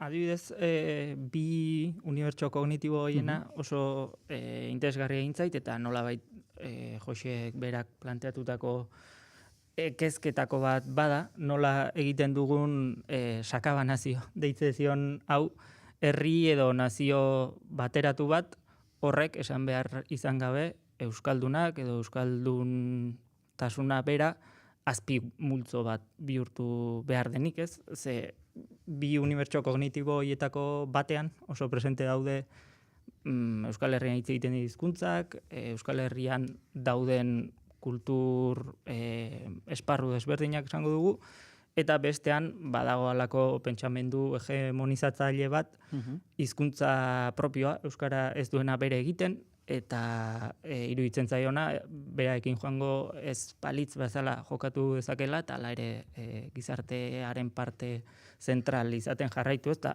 nik uste dut auzi hori adibidez, kongresuan modu batean edo bestean aterako dela, eta badela guk ere, modu ahaldunduan, esango dugu, interpelatu behar duguna, bai, esango dugu, Goretex deitzen dionik.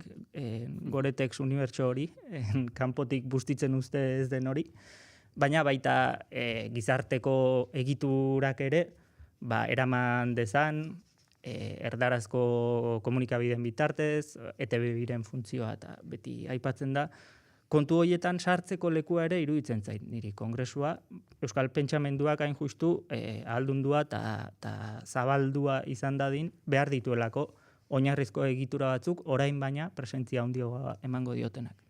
Miguel? Bueno, nik uste elementu oso interesgarriak bota direla, eta aipatzen zenuen galdera bat egiteko, asmatzen dugun formulatzen. Lehen justu zuek sartu aurretik hezkuntzaz aritu gara, eta besteak beste aritu gara, selektibitate edo unibertsitatera sartzeko frogaz eta beste, eta nik gogoan dut bere garaian nola ibili ginen Ortegai gazet ematen besteak beste, bigarrengo batxilergoan, eta nola gure irakasle bat zutan jartzen zen, esan ez, hemen daukagu, ni behasaindar naiz, eta herritik 10 kilometrora jaiotako pentsalari bat, ez dugu inork ezagutu ere egiten, eta hemen ari gara Ortegai gazet ematen, gutxietxi gabe, baina nolabait esan ez, ez daukagu Ortegai gazetera joan beharrik, interesgarriak diren gogoetak eta askatzaia diren gogoetak topatzeko ez. Hor uste dut, azken urteetan, hainbat aurrera urratxe eman direla, bigarren hezkuntzan eta unibertsitatean, eta beste hainbat esparrutan, UEU-tik egintzen ikastaroa, Jose Azurmendi katedraren sorrera bera, jakinen digitalizazioan egindako lana, tesi ezberdinak, ikusgela proiektua, eta aztuko zaizkidan beste hainbat egitasmo. Akaso, bide hortan aurrera urratxe sendoagoak emateko, zuen ustez, hezkuntzan, zentzu zabalenean ulertuta, edo beste hainbat esparrutan, ze urrats gehiago eman beharko lirateke? Beira, esango nuke erresagoa dela arazoa formulatzea soluzioa bilatzea baino. Hori azteko. Nik uste dut ere hori oso presente daukagula, baina baita ere trabak handiak dira. Orain arte esandako gauza batzuk bilduz, bi unibertso kognitiboena ere oso interesgarri iruditzen zait, hor daukagu zubi lan importante bat egiteko, eta kongresuaren zeregina horren inguruan, baita ere bada uste dut talde bezala identifikatuta sentitzea eta talde sentitzea. Nola baita esan da, hor bilgune modu batean eta autokontzientzia puntu hori balantzea, hori importantea da, ze bestela beste keso aldin magaituzte ikusten, guk ere ezingo dugu ezer egin, ez? Orain Mikelek planteatzen zuen horren inguruan, nik ere esango nuke orokorrean konplexo handiak dauzkagula.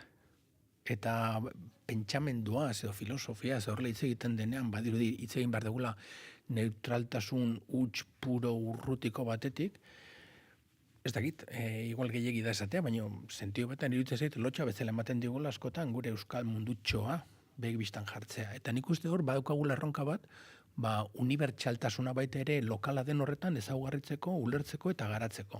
Ez daude kontrajarriak hori, por cierto, Azurmendik askotan esaten zuen zerbait da. Unibertsaltasuna eta lokaltasuna nolabait esan da, ez daude kontrajarriak, inondik inora. Kontatzena jakin behar degula, asmatu behar degula, lokala den hori baita ere, bere balio unibertsalean ezaugarritzen, ulertzen eta zabaltzen. Gauza asko okurritzen zaizkit, hezkuntzari egin daitezkenak, baina bueno, mugak ere badauzkagu. Eta egia da, bi unibertsioen kontura etorrita, oztopak dauzkagula, frontera hori pasatzeko, eta bestek ere kontuan hartzeko guk egiten duguna.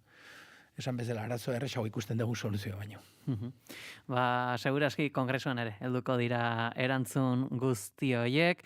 Aritz Azurmendi eta Iñaki Zabaleta, eskar mila goizonetan gure estudioak bisitatzeagatik. Eskerrik asko zuei. Eskerrik asko zuei.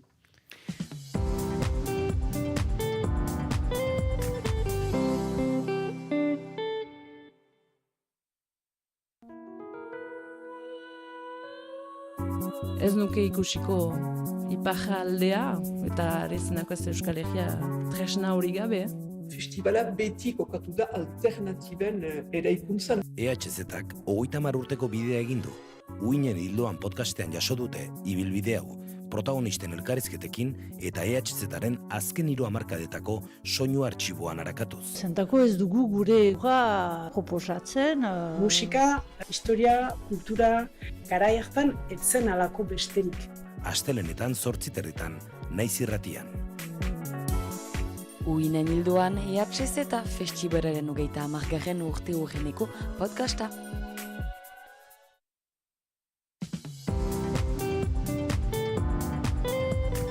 Informazioaren aria.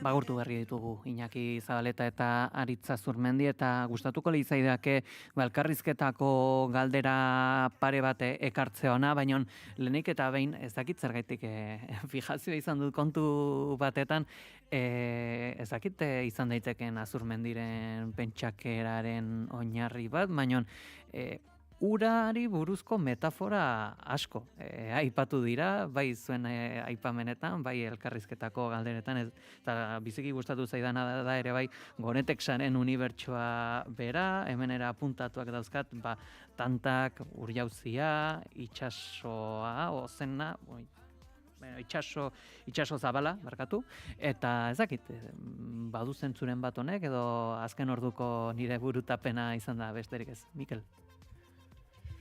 Ez dakit tesi bat egin barko nitzateke, honi buruz. Ez dakit, nik uste Azurmendik uraren aipatu duzu, urjauziaren metafora, eta beste hainbat metafora ere erabiltzen ditu, ez? Esate baterako, lehen aipatzen zuen Iñakik, ez? Ez daukat ezer berririk esateko esate bentzun, ez? Eta hor, berak aipatzen zuen testu batean betiko arazo gazteak lantzen dituela, da. Betikoa diren neurrian gazteak direnak. Eta holako sakabanazioaren metafora ere aipatu du Aritzek, ez? Uste dut Azurmendik gaitasuna duela, gaitasuna izan duela, mamiz oso aberatsak diren testua josteko, sekulako genealogiak egiten zituen, hartzen zuen auzi bat, eta, askotan estilo provokatzaile batekin hasten zen, ez? Demokratak eta violentoak liburuko hasiera bera ere, esango nuke, ez? Paradigmatikoa dela, ez? Bertan hasten dugu liburua galdetuz, zuzertzara lehenik eta behin, demokrata edo violentoa. Eta erantzuten dio, bai, badakit, irakurle, esango diazula, ez barkatu, zuzertzara lehenik eta behin, demokrata ala abertzalea. Eta esantzen du, badakit erantzungo diazula, demokrata eta abertzalea zarela. Baina niri ez diate balio listoen erantzunek. Eta beraz, berriz galdetuko dizut, zuzertzara lehenik eta behin, demokrata ala abertzalea. Hau da, uste dut, estilo oso berezia duela, provokatzailea, xirikatzailea, gero, galdera hori formulatutakoan, sekulako genealogia egingo dizu, demokraziaren bueltan, edo abertzaletasunaren bueltan, edo eta beste 11 kontzepturen bueltan, gero ez du aparteko erantzunik ematen, uste dut hauzia planteatu egiten duela, eta horrek berak sekulako balia duela, eta gero uste dut baduela gaitasun bat, eta da genealogia eta gogoeta zabal hoiek, metafora oso ikusgarrietan sintetizatzeko. Urjauziaren metafora izan daiteke bat, hor fondoan sekulako eztabaida dago, beste intelektualaren eta gizartearen arteko harremanaren bueltakoa, eta beste hainbat transmisiaren ingurukoa eta beste, eta Azurmendik horren bueltan gogoeta oso zabal bat egiten du, eta gero gai da metafora baten bitartez, hori sintetizatzeko eta ere ikusgarri batean plaza publikora aurkezteko. Edo sakabanazioarekin berdin, edo beste hainbat auzirekin berdin, ez? Beraz, ez dakit uraren atzean badagoen teoria oso bat, esango nuke gehiago kasu honetan horrek isladatzen duela bere egiteko modu bat, irakurlearentzat, oso xirikatzailea dena, baina era berean, engantzatu egiten zaituena, ez? Liburu bat hartu behar dezunean, badakizulako, zer pentsatu emango dizula, berak esaten zuen, ez? Filosofoaren lana ez dela zerbait pentsatuta ematea, baizik eta pentsaraztea, badakizu pentsarazi egingo dizula, mugitu egingo zaituela, galderak piztuko dizkizula, eta hori asko estimatzen da. Orain berreskuratuko dugu elkarrizketako galdera bat zuentzat ere, aipatu bai dugu, Jose Azurmendik askotan azpimarratu zuela, ideia kurjauzi efektua dutela, pertsona batetik bestera, belaunaldi batetik bestera igarotzen dena. Gaur egun, zein da Euskal Pentsamendua gizarteari egin diezaioken ekarpenik premiazkoena? Eguzki, zurekin hasiko gara. Galdera potoloa. Nik esango nuke, batez ere azken urteetan Jose Azurmendi asko aipatzen da, baina nik konstatatu izan dut gutxi irakurtzen dela. Eta horrek suposatzen du, azken finean, bere ideiak, bere arrazonamentuak, bere planteamentuak, bere ganatzeko ere zailtasunak egon daitezkela. Eta lehen aipatzen nuen bi unibertso kognitiboen kontua, ikusten baitut, oro har unibertsitatean giza eta gizarte zientzietan nahiko pentsalari gutxik erreferentzia egiten diotela Jose Azurmendiri. Publikoki aipatu egiten da, baina gero ez dute benetan integratzen bereien arrazonamentuetan, planteamentuetan eta bat. Eta horrean, lehen aipatzen duzu Euskal Pentsamentuaren, lehengo definitu beharko litzateke zer den Euskal Pentsamentua, testuinguru batean non mundu globalizatu batean bizi geran, non ideien trukaketak eta fluxuak inoiz ez diren hain importanteak izan, eta iruditzen zait elementu oso importante bat lehen Iñaki Zabaletak aipatu izan duena, eta da, ez dugu ahaztu behartzen diren oinarrizko printzipioak eta oinarrizko ideiak. Eta ikusi behar dugu zein den gure egoera Euskal Herri gisa, alegia nazio zapaldu batena, estadu gabekoa, eta hizkuntza eta kultura minorizatua daukana. Hori da abiapuntua. Eta abiapuntu horretatik pentsatu behar dugu, eta abiapuntu horretatik planteatu behar ditugu teoria berriak, kontzeptu berriak, epistemologia berriak, eta errealitatea bera ulertzeko moduak. Bestela, gertatzen dena gaur egun da, kanpotik datozen teoria batzuk hartzen ditugu, onera ekartzen ditugu, onera aplikatzen ditugu modu nahiko simple batean, eta ez dugu benetan aintzat hartzen, azken binean Euskal Herriak dauzkan berezitasunak, eta Euskal Herritik ere pentsatu beharra daukagula. Horrek ez du kentzen beste teoriekin ere dialogatu behar dugunik. Zer, ikusten badugu, adibidez, 1956ko generazioa, ohartzen gera, gehientsuenek ikasetak egin zituzten kanpoan. Torrealdai Parisen egon zen Azurmendik ikasi zuen, Alemanian Jokin Apalateik edo Iztuetak, Frantzian ikasi zuten, Pako Garmendiak Alemanian ikasi zuen, alegia, generazio horrek, azken finean, kanpoan ere ikasi zuen eta kanpotik ere edan zuen. Baina horrek ez zuen kentzen, galdu zituztenik oinarrizko ideia eta printzipioak eta saiatu zirela Euskal Herritik pentsatzen, baina beti ere kanpoarekin dialogatuz. Zeren bestela alternatiba zein da? Da, kanpotik datozen teoriak hartu eta onera aplikatu besterik gabe. Eta hori da gaur egun baita unibertsitatean, eta esango nuke berezki unibertsitatean gertatzen ari da. Mikel, zuk zer esango zenuke? Bai, nik uste lehen Aritzek, Iñakik eta orain Eguzkik, hor planteatu dituztela oinarri batzuk, ez? Nik uste hor, esango nuke aldebiko ekarpen bat egitea dagoela, edo hor aldebiko harreman bat dagoela, ez? Alde batetik, lehen aritu gara, ez? Euskal arazoez, berak Iñakik definitu du zer da Euskal Pentsamendua, Euskal arazoez, erakokatu batean hori lantzen duen pentsamendu hildoa, edo halako zerbait esan du, ez? Kontua da, Euskal arazoak, beste edozein arazo bezalaxe, bat zeharlerroka direla eta bi unibertsalak direla. Hau da, hor Jose Azurmendik askotan esaten zuen, ez? Nazioaren ikuspegi orok, gizakiaren ikuspegi orok nazioaren ikuspegi bat aurre suposatzen du, eta alderantziz, nazioaren ikuspegi orok gizatasun oso bat aurre suposatzen du. Hau da, nazioa ulertzeko era orok suposatzen du pertsonaren eta komunitatearen arteko harremana ulertzeko modu jakin bat, partikularra eta unibertsala josteko era jakin bat, diferentziak eta batasuna artikulatzeko era bat, eta beste hainbat kontu, ez? Eta horrexegatik da posible ondoren, nazioaren bueltan egindako gogoeten aitzakian, beste 10 gai ere lantzea, medikuntzatik hasi, adimen artifizialarekin segi eta hizkuntzarekin edo beste edozein auzirekin buka, ez. Beraz, uste hor dagoela, ez, eguzkik ere orain inpatzen zuen, hau da beste pentsamenduekiko dialogoan nazioaz pentsatuz eta nazioaz pentsatzeren aitzakian beste hainbat 10 gai horiek ere jorratzea, eta hori geuretik egitea, ez. Beste gure posizio kokatutik, beste herri gutxitu eta sakabanazio baten testu ingurutik abiatuta, ez. Beraz, uste hori dala gakoetako bat, hau da guretik, hain zuzen ere, mundu oso hori lantzea eta azaltzea, eta beste alde batetik, uste dut, guretik ere badaukagula ekarpen bat egiteko, beste Europan eta munduan ere, ez, esate baterako. Gaur egun, asko aipatzen da estatuaren itzulera datorrela. Euskal Herrian bizi gareno, badakigu ez dagoela estatua itzuli beharrik, estatuak hemen egon badaudela, eta estatu frantsesak eta espainolak sekulako indarra dutela eta izan dutela, ezta? Baina estatuaren itzulera horren testu inguruan ikusten dugu, esateaterako mundu mailako askapen mugimendu ezberdinak eta ezkerreko teorialari ezberdinak esango nuke nahiko umezurtz kasua askotan nazioa era emantzipatzaile batean pentsatzeko edo estatua era emantzipatzaile batean pentsatzeko edo komunitatearen auziari berari heltzeko. Uste dut Euskal Herrian oso teorizazio interesgarriak daudela, praxiari lotuta egon direnak gainera, praktika ezberdinei kiko elkarrekintza horretan garatu direnak, Euskal Herrirako interesgarriak eta askatzaileak izan direnak, gaineraz, termino politikoetan ere, hegemonia lehiatzeko gaitasuna izan dutenak, eta mundu mailako askapen mugimendu ezberdinentzat ere interesgarriak izan daitezkenak. Eta uste dut, hor ere, badaukagula herri bezala ekarpen bat egiteko, humiltasunetik jakina, baina hor ere uste dut gutxiespen moduko bat ematen dela, ez? Esateaterako ezkerreko autore ezberdinak irakurtzen ditudanean eta etengabe, ez? Aipatzen dutenean ezkerreko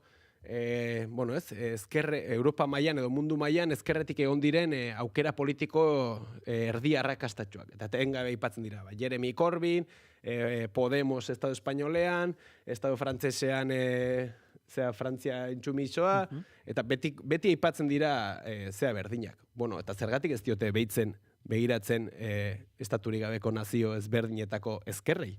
Eta tartean horren atzean dauden teorizazio guzti hoiei, uste dut hor gako interesgarria daudela, bai Euskal Herritarrontzat, baina baita oroar askapen mugimendu guztientzat ere. Ondo badara itzozue hemen utziko dugu, astearte goiz honetako analisi maila, ezagutzan busti gara, bereziki gaurkoan, Mikel Urdangarin eta Eguzki Urteaga, mila esker gurean izategatik, nahi duzuen arte. Zuei, eskerrik asko. Berdin. Ez dut aurkitzen erantzunik, dardarak zendagai bat, bertan izan beharko luke,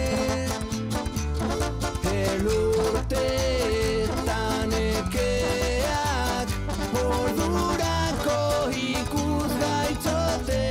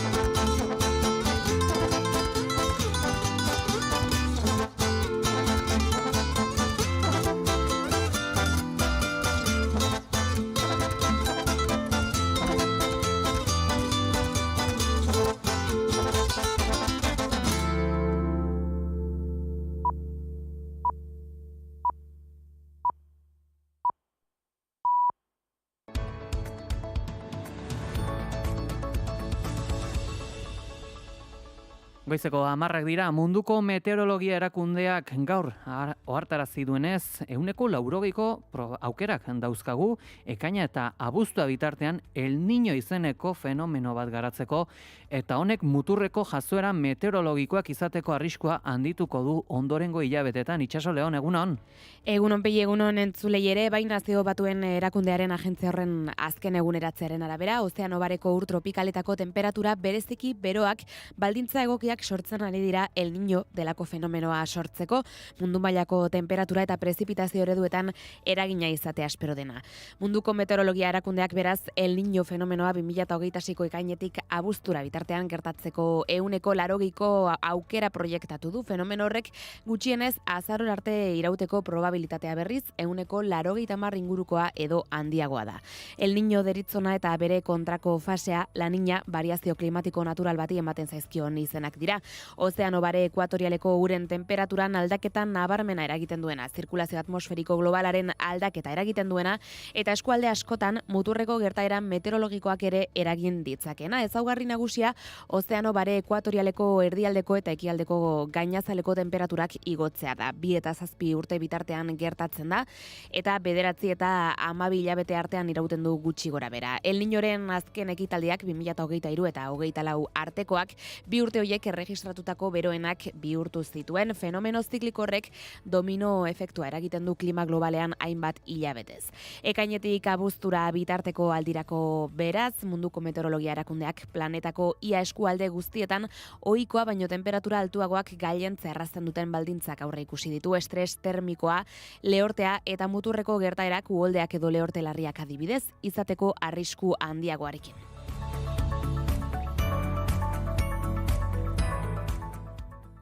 Eta bestalde Jordi Turull Juntseko idazkari nagusiak erronka bota dio astearte honetan Alberto Núñez Feijóo PPko buruari. Carles Puigdemont presidente ohiarekin negoziatzera joateko zentsura mozioa bultzatzeko eskaintza serioa badu. Feijóok atzo bertan planteatu zuen EAJak eta Juntsek zentsura mozio instrumental bat babestea hauteskunde deialdi baten truke, eta berretsi zuen horrek ez zuela esan nahi Voxek Espainiako gobernuan egon behar duenik. Jeltzaleen erantzunaren zain Kataluniako alderdiak erronka bota dio orain PPko buruari Waterloora joateko eta Puigdemontekin biltzeko. Argazki horrek erronka handia ekarriko lioke Espainiako eskuinari.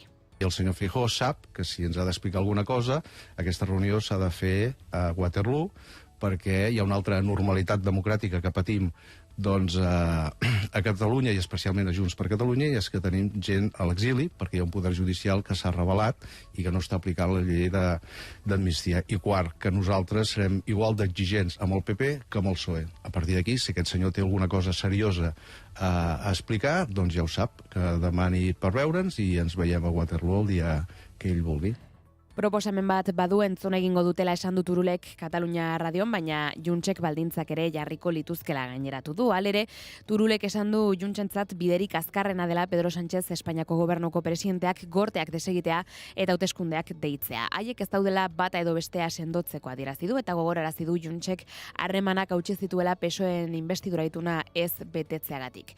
Hauteskunde deialdi baten truke, EAJak eta Juntsek zentsura mozio instrumental bat babesteko aukera planteatu zuen astelen honetan, hain zuzen PPko buruak. Feijóoren arabera, Kongresuan 184 diputatuk hauteskundeak nahi dituztela esan dute, gehiengo absoluturako behar direnak baino 8 gehiagok. PP, Vox, EAJ, Junts, UPN eta Koalizion Kanaria aipatu zituen. Eguraldia eta trafikoa naiz irratian. Trafikoari dagokionez ohartarazpen azkar bat, bi ibilgailuren arteko istripuak N bat errepidean, Bilabonan autopilak eta esanguratsuak sortu ditu gaur goizean Lasarteko noranzkoan, 8 kilometroraino ere iritsi direnak, dena den duela 20 minutu amaitutzat eman dute istripuri, errei guztiak irekita geratu dira, eta autopilaketak mantendu egiten dira, baina gutxituz doazela pentsatzekoa da, adiberaz inguru hoietan. Eta bestalde gaurko eguraldiaren berri Iker Ibarluzeak emango digu. Eguraldiak motelalditxo bat jasango du astearte honetan. Goizaldean sartuko den fronte baten bitartez, goizeko lehen ordutik zerua estalirik egongo da lurralde osoan. Odei hauek zaparradatxo batzuk utziko dituzte lurraldaren kantauriar isurialdean, baina zaparradak txikiak izango direnez euri gutxi egite espero da, aldiz lurraldaren hegoaldean edo hego isurialdean ateri utziko dio eta lurraldaren hegoaldean ostartetxo batzuk ere izango dira. Ondoren, arratsaldean zehar, arratsaldeko lehen orduetan ipar partean ere nahiko ateri geratuko da eta ostartetxo batzuk zabalduko dira, eta aldiz ego isurialdean ostarte politiak nagusituko dira, bereziki lurraldaren hegoaldean. Hala ere azken orduetan, Gipuzkoa ipar ekialdean, Nafarroa ipar partean eta ipar Euskal Herrian berriz ere euri zaparradatxo batzuk izango dira. Haizeak ipar mendebaldetik eta bolada zakarrekin joko du kostaldean eta lurraldearen hegoaldean, temperatura minimoek hala ere gora egingo dute, 11 eta 18 gradu bitartean errendituz, maksimoetan aldiz beherakada handi xamarra emango da bereziki lurraldearen hegoaldean. Kantauriar isurialdean maksimoak 18 eta 20 gradu bitartean errendituko dira, eta ego isurialdean aldiz 17 eta 24 gradu bitartean, temperatura maksimoetan freskonak gaurkoan, Araba erdialdean neurtuko dira, altuenak aldiz Herriberan. Goizeko orain artean nabarmentzakoak eskerrik asko Itxaso. Eskerrik asko Pegi. Eta agurtuko ditugu bigarren kafeako kideak, Iñigo Asensio eta Goiuri Ezeiza, eguna on? Egunon. Egunon, Pegi. Beno, jakin nahi dugu, gaurko bigarren kafean nolako kontuak aipatuko dituzuen. Julen unanue eduki sortzaia dator, baina ez digu esan zeren inguruan hitz egin nahi duen aurrekoan piraguaren aldarrikapena egin zuen eta Inigo nolabait dago oraindik ere txondituta. Baina, ateratzen duen gai, ateratzen duela ere, guk aipatu beharko diogu, izan duen bere lehenengo polemika. Polemika sareak horrelakoak dira, eta eduki du lehenengo, ez da azkena izango, baina, galdetuko diogu horren inguruan. Jokoak sortzen duen adikzioaz ere arituko gara, ekintza bibe bizi berria elkarteko Ana Arretegirekin, eta adimen artifizialak musikan duen eraginaz, eta honek musikaren merkatuan ere sortzen dituen korronte ekonomiko eta enpresarial berrien inguruaz ere, osnartuko du Eneko Iturbe gurekin izango dugu, eta honen inguruan ariko gara Maite Dutak, eta bestelakoak hurrengo 2 orduetan gure entzulekin elkarbanatzeko. Kontu zinez interesgarriak bifori, barne. Eskerrik asko. Gero arte Pegi. Eta gure partetik besterik ez esamerrakoak esan da, joateko une aldu zaigu. Bihar ere bueltan izango era, ondo izan, aio! Naiz irratia.